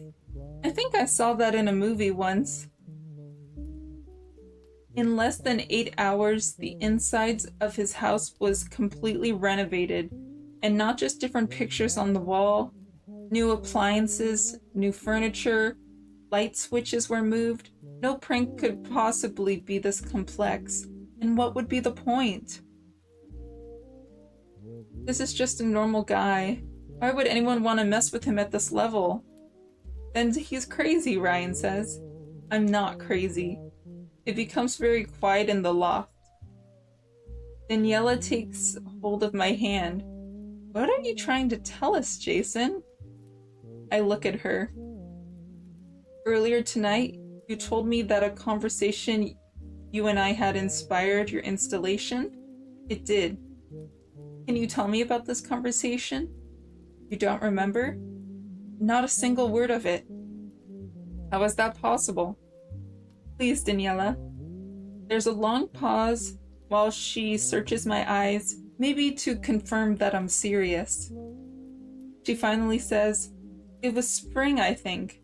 We hadn't seen each other in a while, and we hadn't really spoken since we went our separate ways all those years ago. I had been following your success, of course. I was always so proud of you. Anyway, you showed up at my studio one night out of the blue.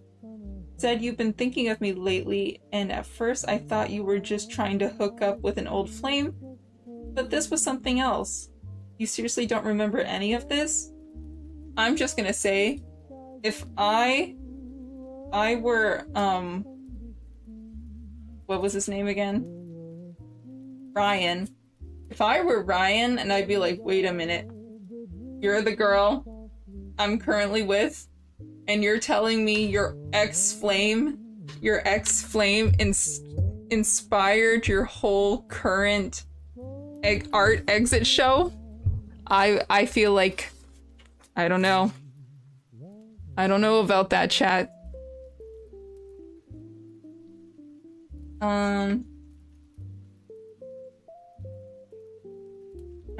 I lost my place.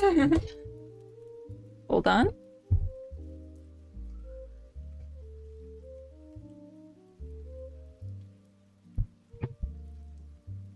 Hum.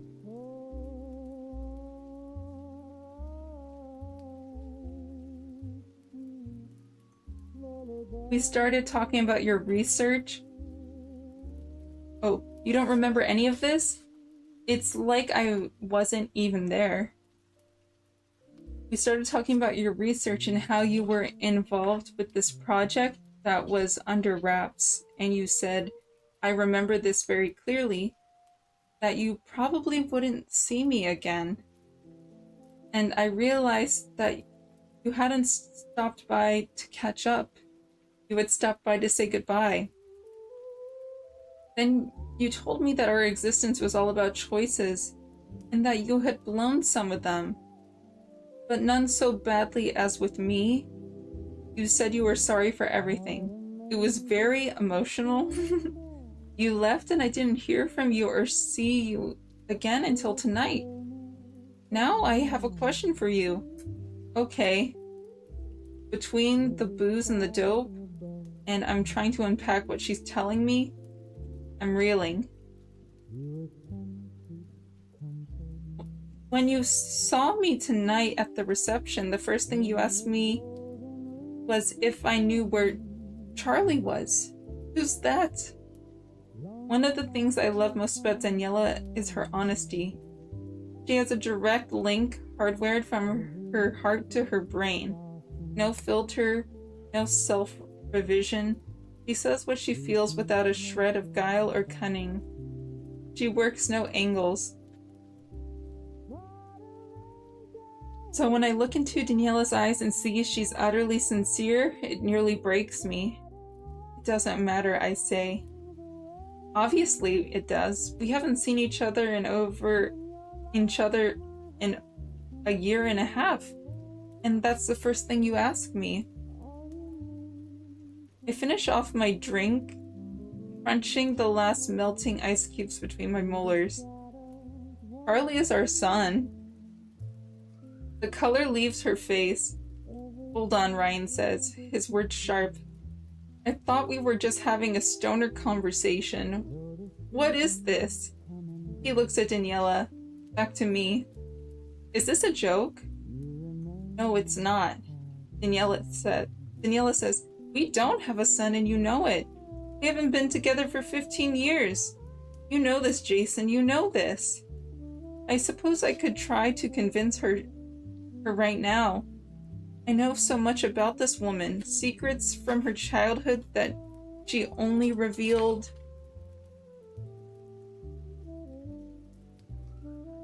in the last 5 years of our marriage, but I'm worried these revelations would backfire, that she wouldn't see them as proofs, but sleights of hand, parlor tricks. I'm betting the best approach to persuade her I'm telling the truth is clear-eyed sincerity. I say, here's what I know, Daniela. You and I live in my brownstone in Logan Square. We have a 14-year-old son named Charlie. I'm a middling professor at Lakemont. You're an amazing wife and mother who sacrificed her art career to stay home. And you, Ryan, you're a famous neuroscientist. You won the Parvia Prize. You've lectured all over the world. And I know this sounds absolutely crazy, but I don't have a brain tumor, no one's messing with me, and I haven't lost my mind. Ryan laughs, but there's an unmistakable twinge of discomfort in it. Let's assume for the sake of argument that everything you just said is true, or at least that you believe it. The unknown variable in this story is what you've been working on these last few years. The secret project. What can you tell us about it? Nothing. Ryan struggles onto his feet. You're going? Daniela asks. It's late. I've had enough. I say, Ryan, not that I won't tell you. I can't tell you. I have no memory of it. I'm a physics professor. I woke up in this lab and everyone thought I belonged here, but I don't. Ryan takes his hat and heads out the door. Halfway across the threshold, he turns and faces me. Says, "You're not well. Let me take you to the hospital." I've already been. I'm not going back. He looks at Daniela. Do you want him to leave? She turns to me, considering, I'm guessing, whether she wants to be alone with a madman. What if she decides not to trust me? She finally shakes her head, says, it's fine. Ryan, I say, what compound did you make for me? He just glares at me, and for a moment I think he's going to answer, the tension draining out of his face as he's trying to decide whether I'm crazy or just a stoned asshole. And then all at once, he arrives at his conclusion. Hardness returns. He says with zero warmth in his voice, "Good night, Daniela," then turns, goes, and slams the door behind him.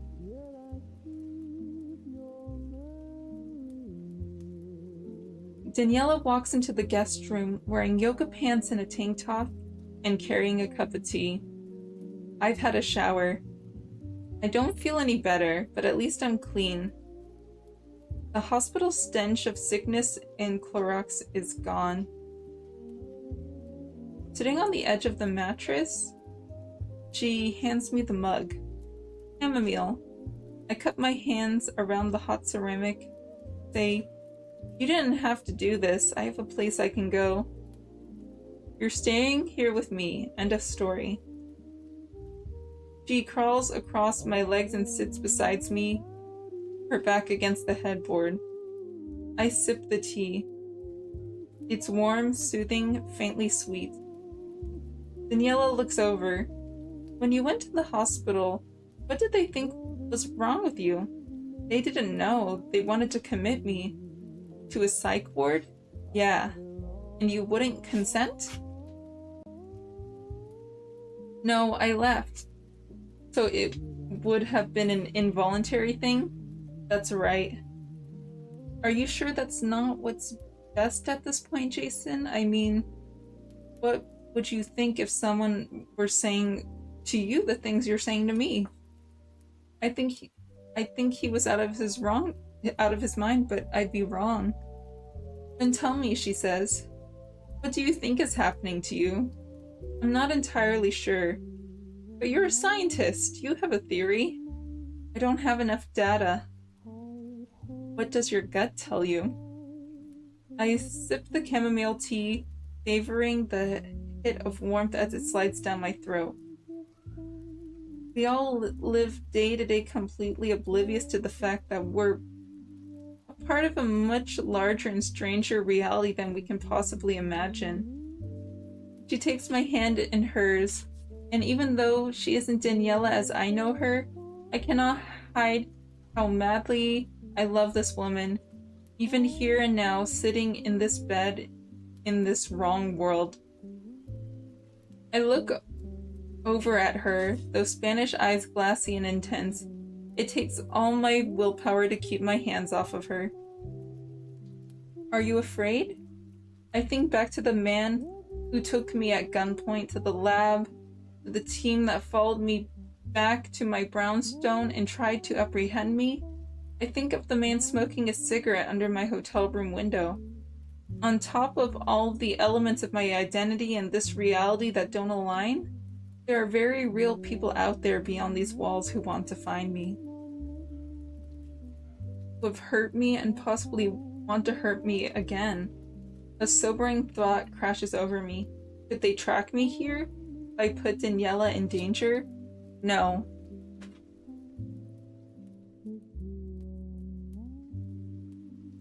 If she isn't my wife, if she's only my girlfriend from 15 years ago, why would she be on anyone's radar? Jason, she asks again, are you afraid? Very. She reaches up, touches my face, says, bruises. You know, one thing I've noticed about this book is, like, I didn't know if this is, like... I haven't seen it written this way in any other book, but, like, she reaches up, gently touches my face, comma, says, comma, bruises, like, as a quote. Like, it's not, and she says, it's just like, comma, says, comma. And that's in various points of the book. So, I don't know, I feel like that's something that my language arts teacher would have gotten mad at me for, so how come people who write books are allowed to have more flexibility than we are? The fuck? Maybe it's... I don't know. Just never seen it written like that. I'll have to look up if it's technically correct or if it's just like this guy's writing style. Ultimately, like, I'm not a huge stickler on grammar. Like, I'm like, no, I won't make someone feel super terrible over a grammar mistake. Unless we slightly disagree on something. No, I'm just kidding. But, honestly, ever since they got rid of the Oxford comma as a standard, I'm like, I don't trust you guys anymore, so, yeah. Bruises. I don't know how I got them. Tell me about him. Who? Charlie. This must be so weird for you. I can pretend it's not. Well, I told you he's 14, almost 15. His birthday is October 21st, and he was born premature at Chicago Mercy, a whopping 1 pound, 15 ounces. He needed a lot of help at first, his first year, but he was a fighter. Now he's healthy and as tall as I am. Tears well up in her eyes. He has dark hair like you, and a wonderful sense of humor. Solid B student. Very right-brained like his mama. He's into Japanese comics and skateboards. Loves to draw these crazy landscapes. I don't think it's too early to say he has your eye for it. Stop it. What? She closes her eyes and tears squeeze out of the corners and spills down her cheeks.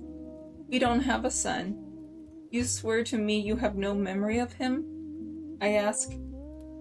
This isn't some game? If you tell me now, I won't.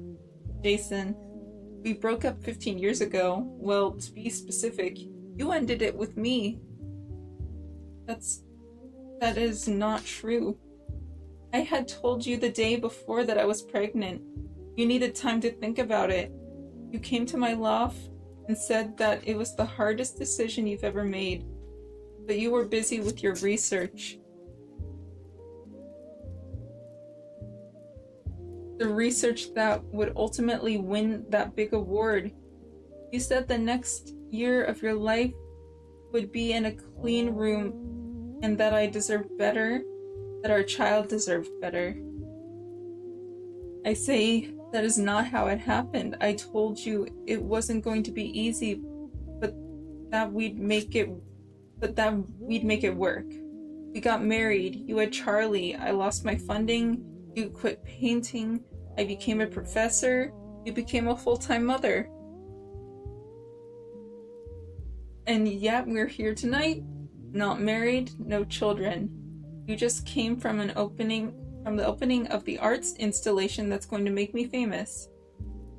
And you did win that prize. I don't know what's going on in your head. Maybe you do have competing memories, but I know what's real. I stared down at the steam rising off the surface of the tea. You think I'm crazy? I ask.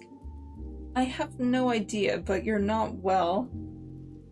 And she looks at me with the compassion that has always defined her. I touch the ring of thread that's tied around my finger like a talisman. I say, look, maybe you believe what I'm telling you, but maybe you don't. But I need you to know that I believe it. I would never lie to you. This is probably the most surreal moment I've experienced since coming to consciousness in that lab, sitting in bed in the guest room of the apartment of the woman who's my wife but isn't, talking about the son we apparently never had, about the life that wasn't ours. I wake up alone in the middle of the night, my heart pounding, the darkness spinning, the inside of my mouth sickeningly dry. For a full terrifying minute, I have no idea where I am. This isn't the alcohol or the pot. This is a much deeper level of disorientation.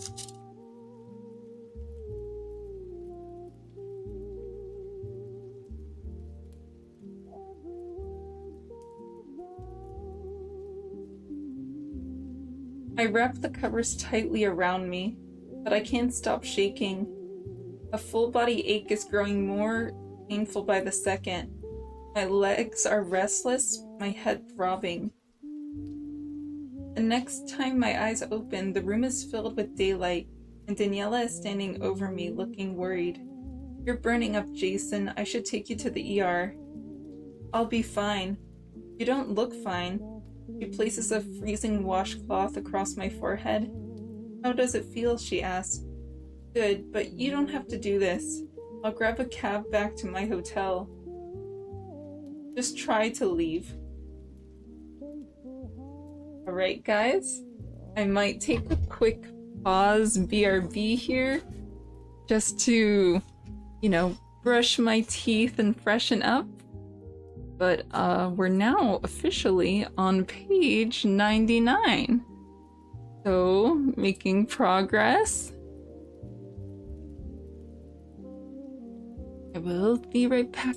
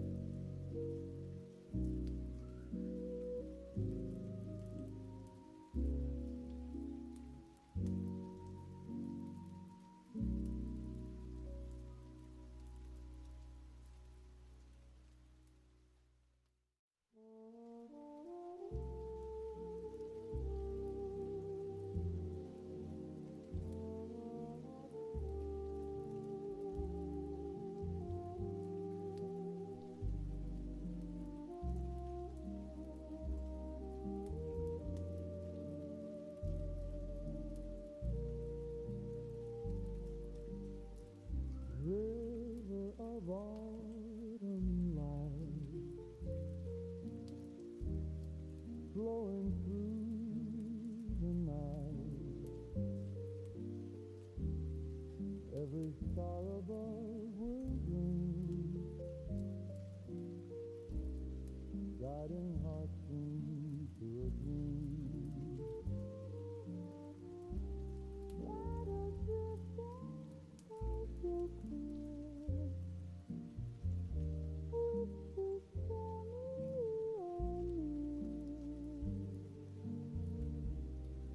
Though the world may fade away, love will shine and softly stay. River of autumn light, carry all my hopes tonight. Through the silence soft and sweet, every dream returns to you. Silver moon upon the tide keeps our secret love inside. Though the years may come and go, still your light will always glow. River of autumn light, endless as the stars so bright. Through the ages love will flow, where the autumn rivers go.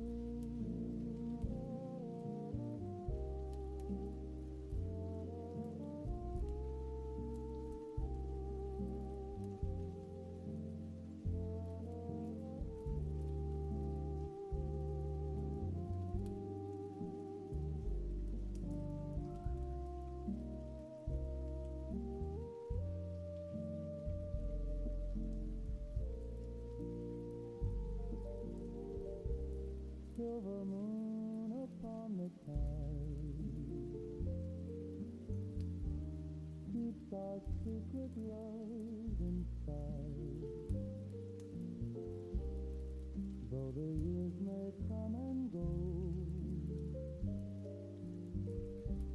still your light will always glow.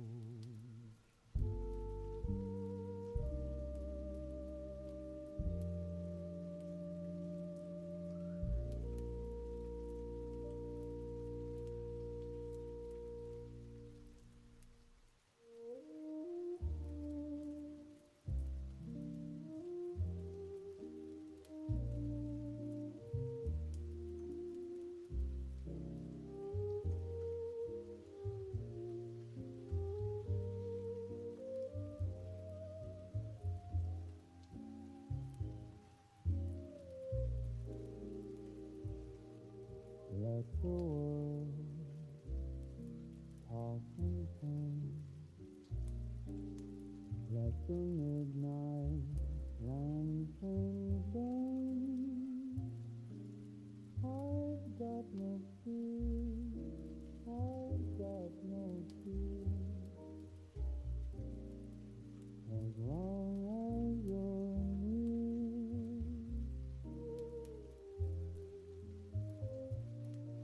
Let the wind change the moon, let the moon hide behind the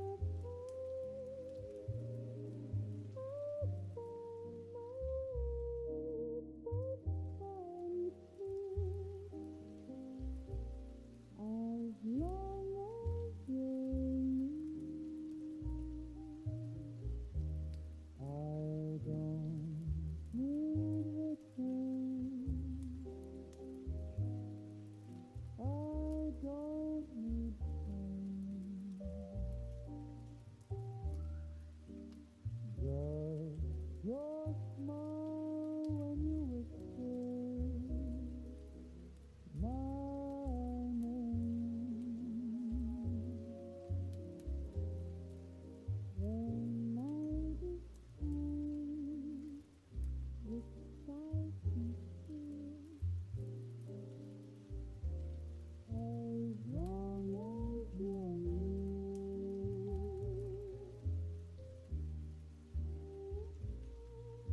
If the stars all fade away, if the songs forget to say,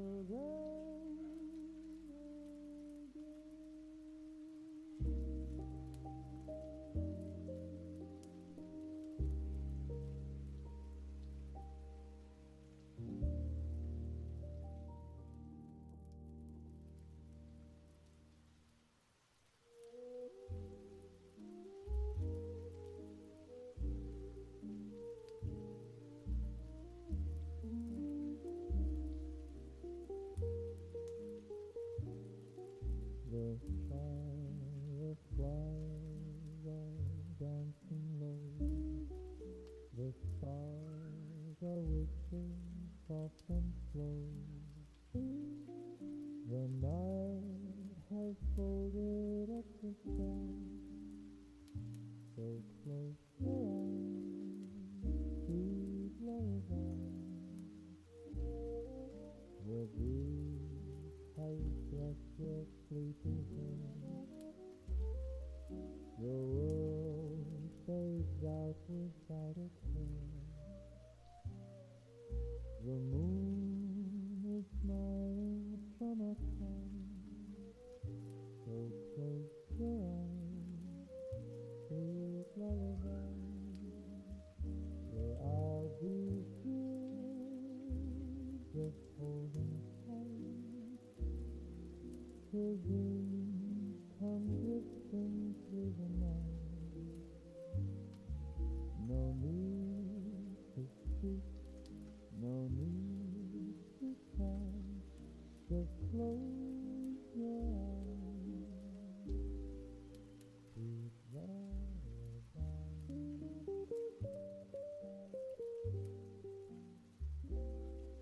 I've sung this song 100 ways, but none as soft as summer haze. And now I sing it just for you, to send you off with skies of blue. I understand till you're asleep, and guard the dreams you softly keep, till morning paints the waiting sky. Close your eyes, sweet lullaby.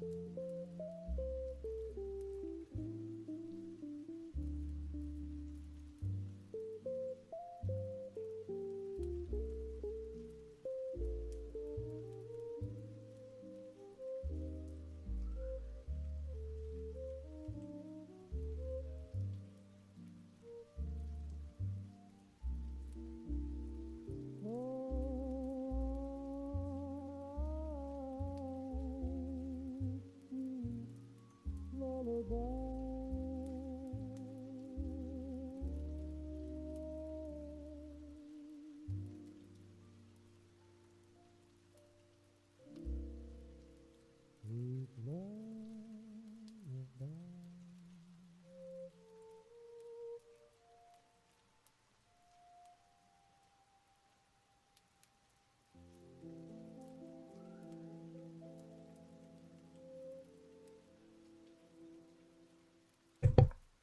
I'm back again.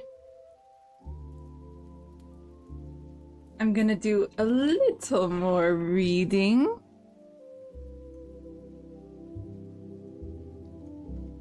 Autumn angel shining bright through the stillness. Dude, one thing I just want to say really quickly is that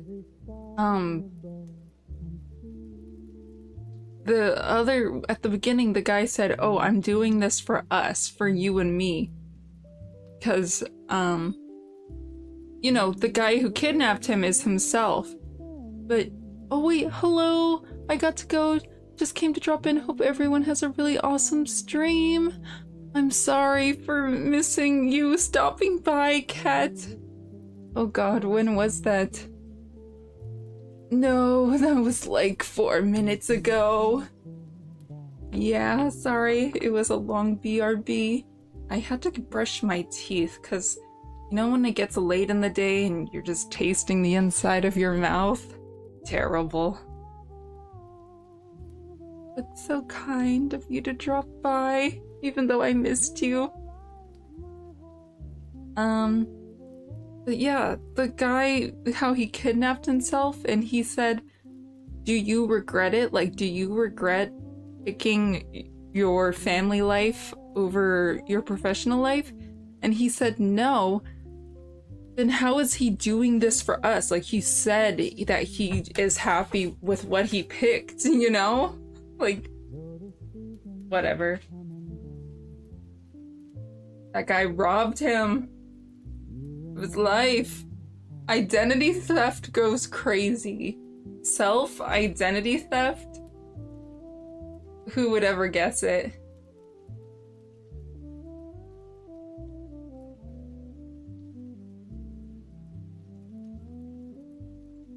Let's see.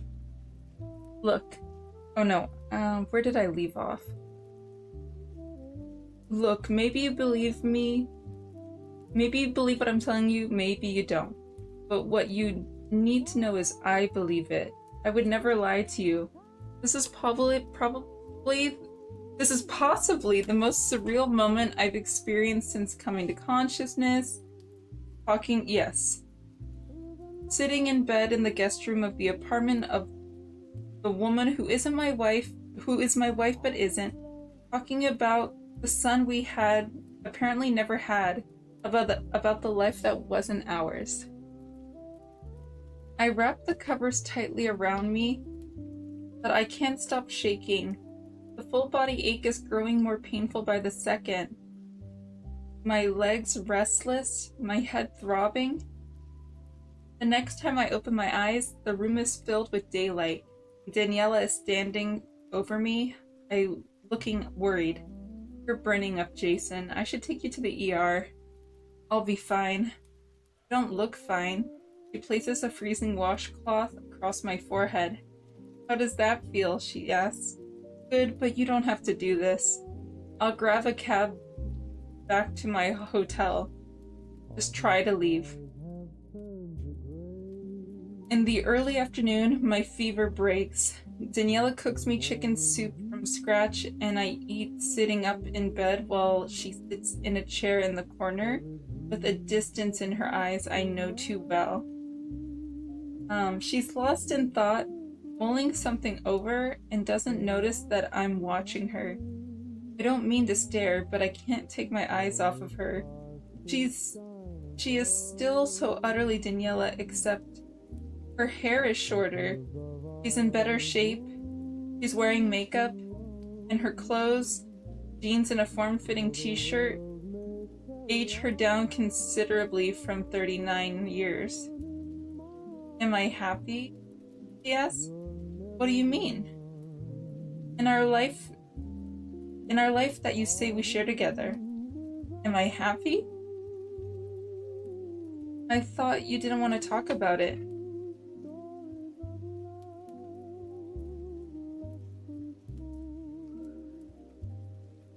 I couldn't sleep last night. It was all I could think about. I think you're happy. Even without my art? You miss it for sure. You see old friends finding success, and I know you're happy for them, but I also know it stings. Just like it does for me. It's a bonding agent between us. You mean we're both losers? We're not losers. Are we happy? Together, I mean? I set the bowl of soup aside. Yeah, there have been some rough patches, like with any marriage. But we have a son, a home, a family. You're my best friend. She looks straight at me and asks with a devious smirk, how's our sex life? I just laugh. Oh my god, did I actually make you blush? You did, but you didn't answer my question. I didn't, did I? Hold on. I think this scene, okay, I think we're in the clear. I didn't, did I? What's wrong? Is it not good? She's flirting now. No, it's great. You're just embarrassing me. She gets up and walks over to bed. Sits on the edge of the mattress and stares at me with those huge, deep eyes. What are you thinking? She shakes her head. That if you aren't crazy or full of shit, then we just had the strangest conversation in human history.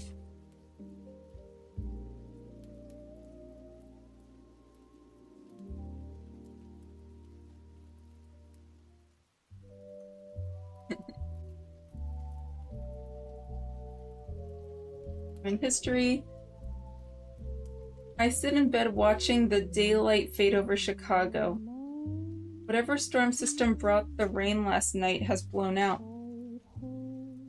And in its wake, the sky is clear and the trees have turned, and there's a stunning quality to the light as it moves towards evening, polarized and golden, that I can only describe as loss. Robert Frost's gold that cannot stay. Out in the kitchen, pots are banging, cabinets are opening and closing, and the scent of cooking meats drifts back down the hallway into the guest room with a smell that strikes me as suspiciously familiar. I climb out of bed, stable on my feet for the first time all day, and head for the kitchen. Clock is playing, red wine is open, and Daniela stands at the island, chopping an onion on the soapstone countertop in an apron and a pair of swimming goggles. Oh, because of the onion. Smells amazing, I say. Would you mind stirring it?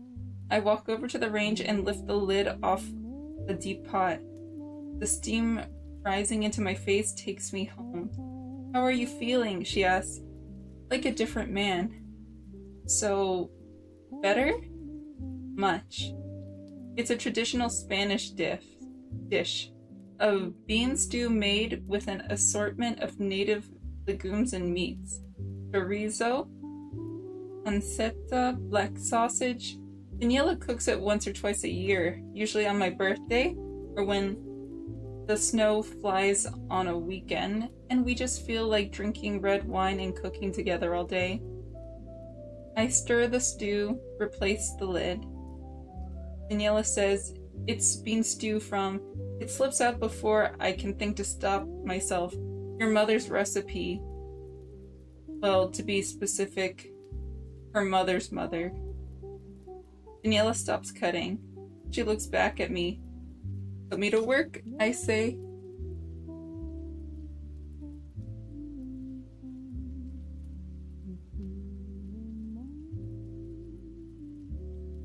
What else do you know about me? Look, from my perspective, we've been together 15 years, so I know almost everything. And for mine, it was only 2.5 months, and that was a lifetime ago. And yet, you know, this recipe was handed down through my family over several generations. For a moment, it becomes uncannily quiet in the kitchen, like the air between us carries a positive charge, coming on some frequency right at the edge of our perception. She says finally, if you want to help, I'm preparing toppings for the stew, and I could tell you what those are, but you probably already know. Grated cheddar, cilantro, and sour cream. She gives me the faintest smile and raises an eyebrow. Honestly, you could just say like any toppings from Chipotle and she'd be like, oh my god, you got it! Like I said, you already know.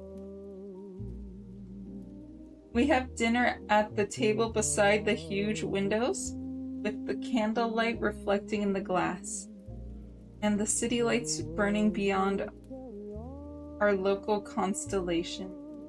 The food is spectacular. Daniela is beautiful in the firelight, and I feel grounded for the first time since I stumbled out of that lab. At the end of dinner, our bowls are empty, second wine bottle killed. She reaches across the glass table and touches my hand. I don't know what's happening to you, Jason, but I'm glad you found your way to me. I want to kiss her. She took me in when I was lost, when the world stopped making sense. But I don't kiss her. I just squeeze her hand and say, you have no idea what you've done for me. We clear the table, load the dishwasher, and tackle the remaining sink full of dishes. I wash, she dries and puts away, like an old married couple. Apropos of nothing, I say, Ryan Holder, huh? She stops wiping down the interior of the stock pot and looks at me. Do you have an opinion that you would like to share? No, it's just... What?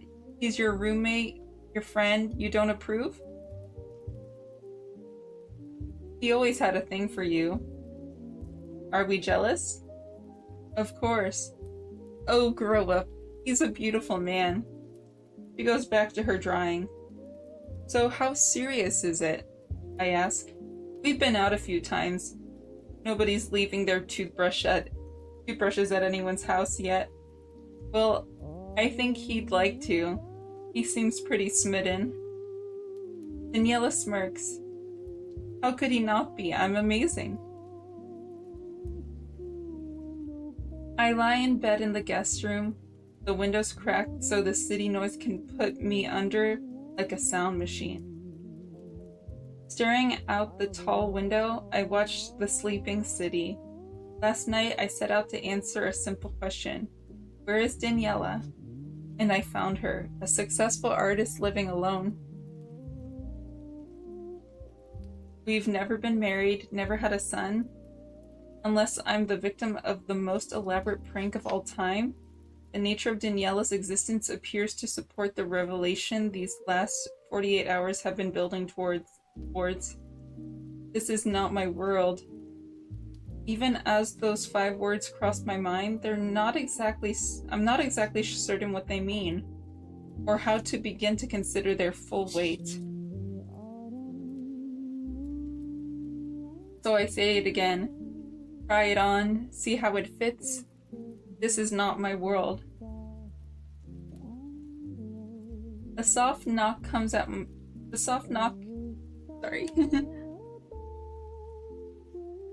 soft knock at my door startles me out of a dream. Come in. Daniela enters, climbs into bed beside me. I sit up. Everything okay? I can't sleep. What's wrong? She kisses me, and it isn't like kissing my wife of 15 years. It's like kissing my wife 15 years ago for the first time. Pure energy and collision. As I'm on top of her, my hands are running up the inside of her thighs. I'm gonna scan this. Na-na-na.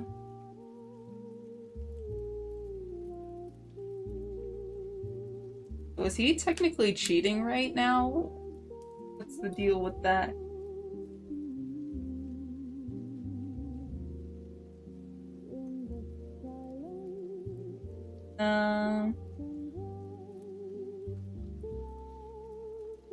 Eyes you can fall into and keep falling. He isn't the mother of my son.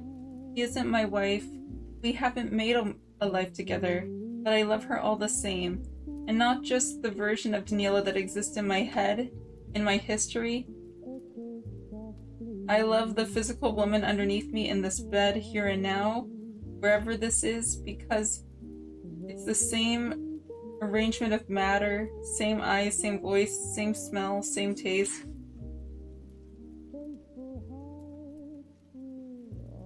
And more things I need to scan over.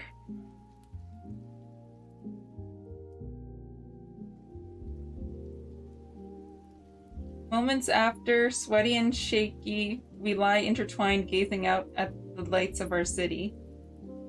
Daniela's heart is banging away in her chest, and I can feel the bump of it against my side, decelerating now. Slower, slower. Everything okay, she whispers. I can hear the wheels turning up there. I don't know what I would have done if I hadn't found you. Well, you did, and whatever's happening, I'm here for you. You know that, right? She runs her fingers across my hands. They stop at a piece of thread tied around my finger. What's this? She asks. Proof, I say. Proof? That I'm not crazy. It becomes quiet again. I'm not sure of the time, but it's definitely past 2 in the morning. The bars will be closed now. The streets as quiet and subdued as they get, with the exception of snowstorm nights. The air creeping through the cracks of the windows with the coldest of the season. It trickles across our sweat-glazed bodies. I need to get back to my house, I say. Your place at Logan Square? Yeah.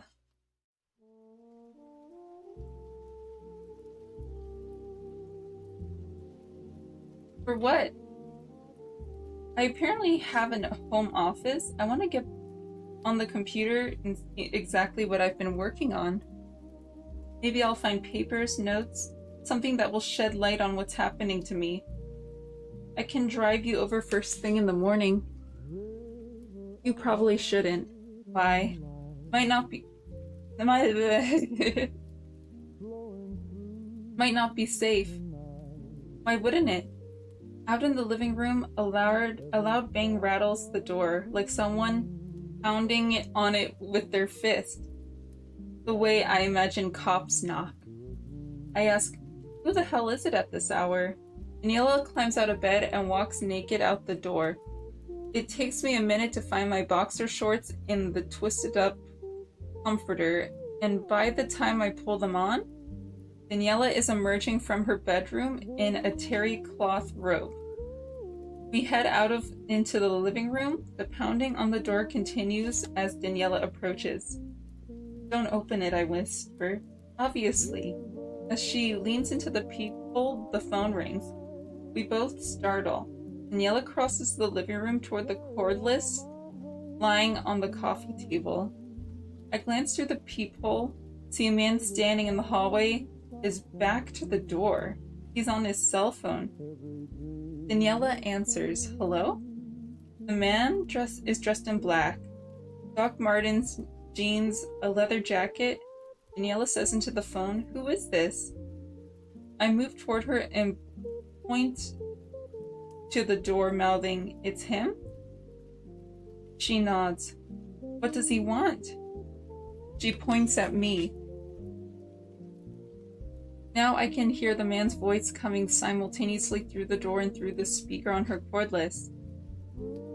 She says into the phone, I don't know what you're talking about. It's just me here and I live alone. And I'm not letting some strange man into my home at 2 in the door explodes open. The chain snaps and flies across the room, and the man steps in raising a pistol with a long black tube screwed into the barrel. He aims it at both of us and he kicks the door I closed. He aims it at both of us, and as he kicks the door I closed, I smell old and recent cigarette smoke wafting into the loft. You're here for me, I say. She has nothing to do with any of this. He's an inch or two shorter than I am, but sturdier. His head is shaved and his eyes are gray, and not so much cold as remote. As if they don't see me as a human being, but rather as information. Ones and zeros, the way a machine might. My mouth goes dry. There's a strange distance between what's happening and my processing of it. A disconnect, a delay. I should do something, say something, but I feel paralyzed by the suddenness of the man's presence. I'll go with you, I say, just... His aim shifts slightly away from me and up. Daniela says, no, wait. She's cut off by a burst of fire and a muted report not quite as loud as a naked gunshot. A fine red mist blinds me for half a second, and Daniela sits on the sofa, a hole dead center between her big dark eyes. I start towards her, screaming, but every molecule in my body seizes. Muscles clenching uncontrollably with sudden agony, and I crash down through the coffee table, shaking and grunting in broken glass and telling myself this isn't happening. The smoky man lifts my useless arms behind my back and binds my wrists together cruciform with a zip tie. Then I hear a tearing sound. He pats a piece of duct tape over my mouth and sits behind me in the leather chair. I'm screaming through the tape, pleading for this not to be happening, but it is. and there's nothing I can do to change it. I hear the man's voice behind me, calm and occupying a higher register than I would have imagined. Hey, I'm here. No, why don't you come around back? Exactly. Where the recycling and dumpsters are. The back gate and rear door to the building are both open. 2 should be fine. We're in pretty good shape up here, but you know, let's not linger. Yep. Okay, sounds good. The excruciating effect of what I assume was a taser is finally relenting, but I'm too weak to move. From my vantage point, all I can see are the lower half of Daniela's legs. I watch a line of blood run down her right ankle across the top of her foot, between her toes, and begin to puddle on the floor. I hear the man's phone buzz. He answers, "Hey baby, I know, just didn't want to wake you. Yeah, something came up. I don't know, might be morning. How about I take you to breakfast at the Golden Apple whenever I wrap up?" He laughs. Okay, love you too, sweet dreams. My eyes sheet over with tears.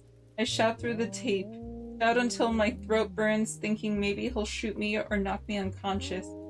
Anything to stop the exquisite pain of this moment, but it doesn't seem to bother him at all.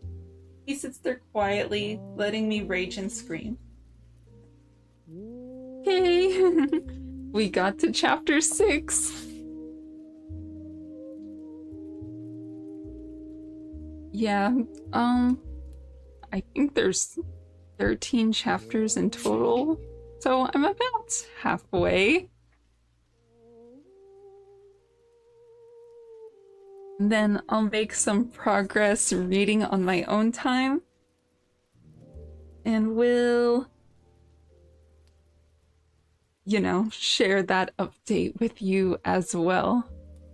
Thank you guys so much for listening in, and I hope you guys got a lot of cool stuff done while I was talking in the background.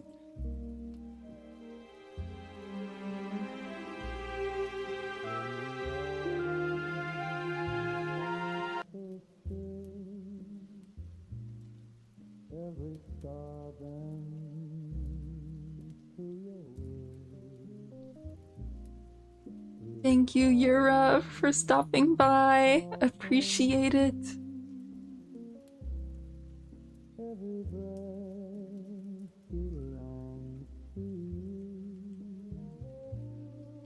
Golden leaves begin to fall. Yet our love will outlast all. In your eyes, the world is new. Every moment keeps you here.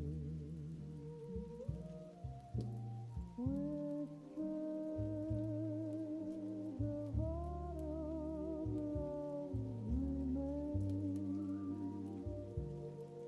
like a song through gentle rain. Every dream I've ever known lives with you. I'm not alone. Through the twilight. My friend Clandestine is streaming, so I'm gonna get her. Let's get her. Is all I'll ever know. Though the seasons drift away, you're the song my heart will play.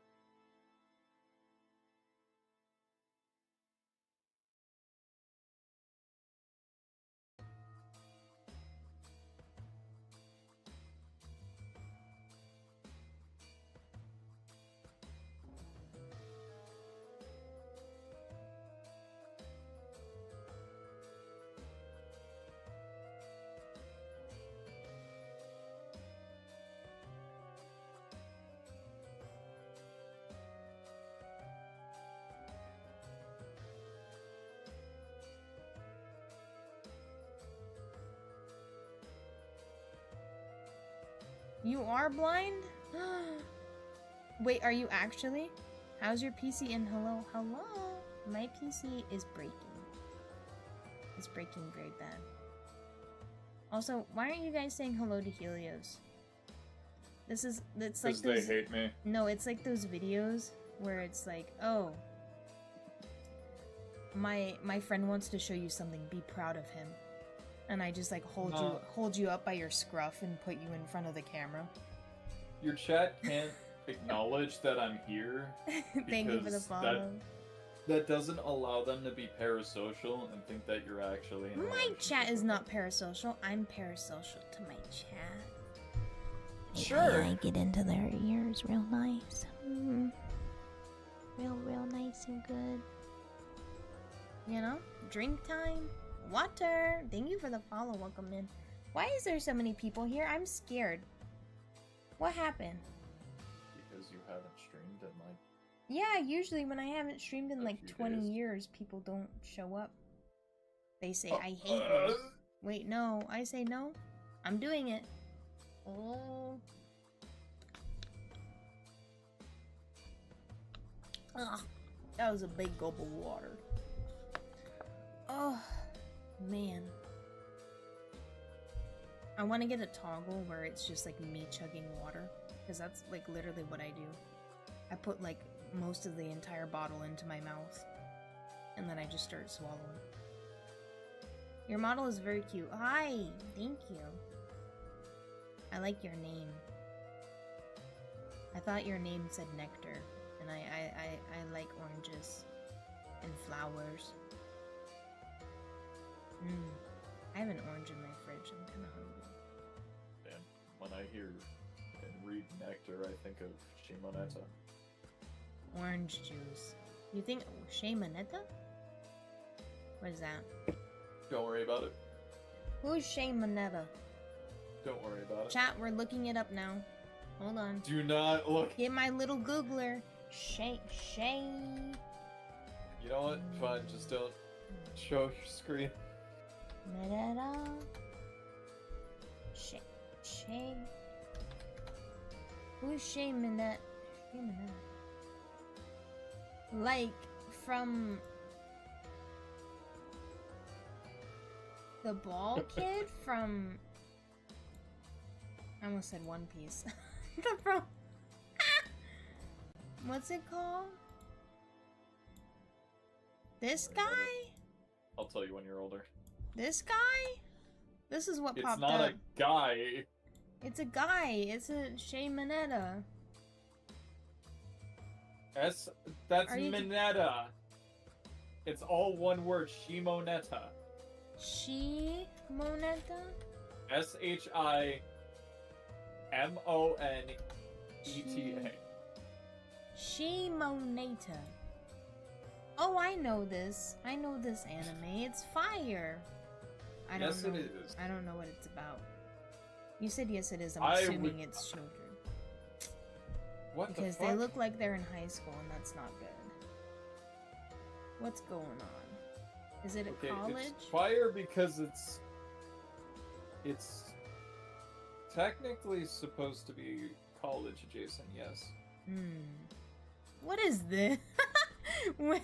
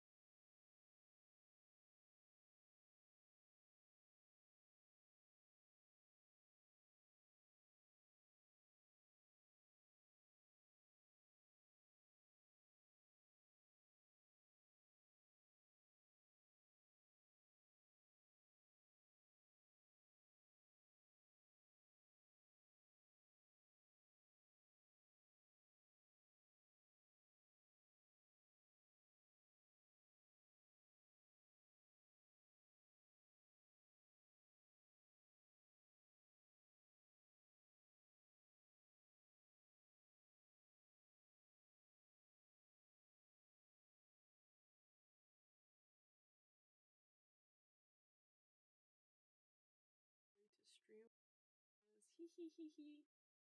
Hee hee hee hee. Hee hee hee hee. Did I leave? Oh, Where's my shizzle? her Look at shizzle. Oh, hee hee hee hee.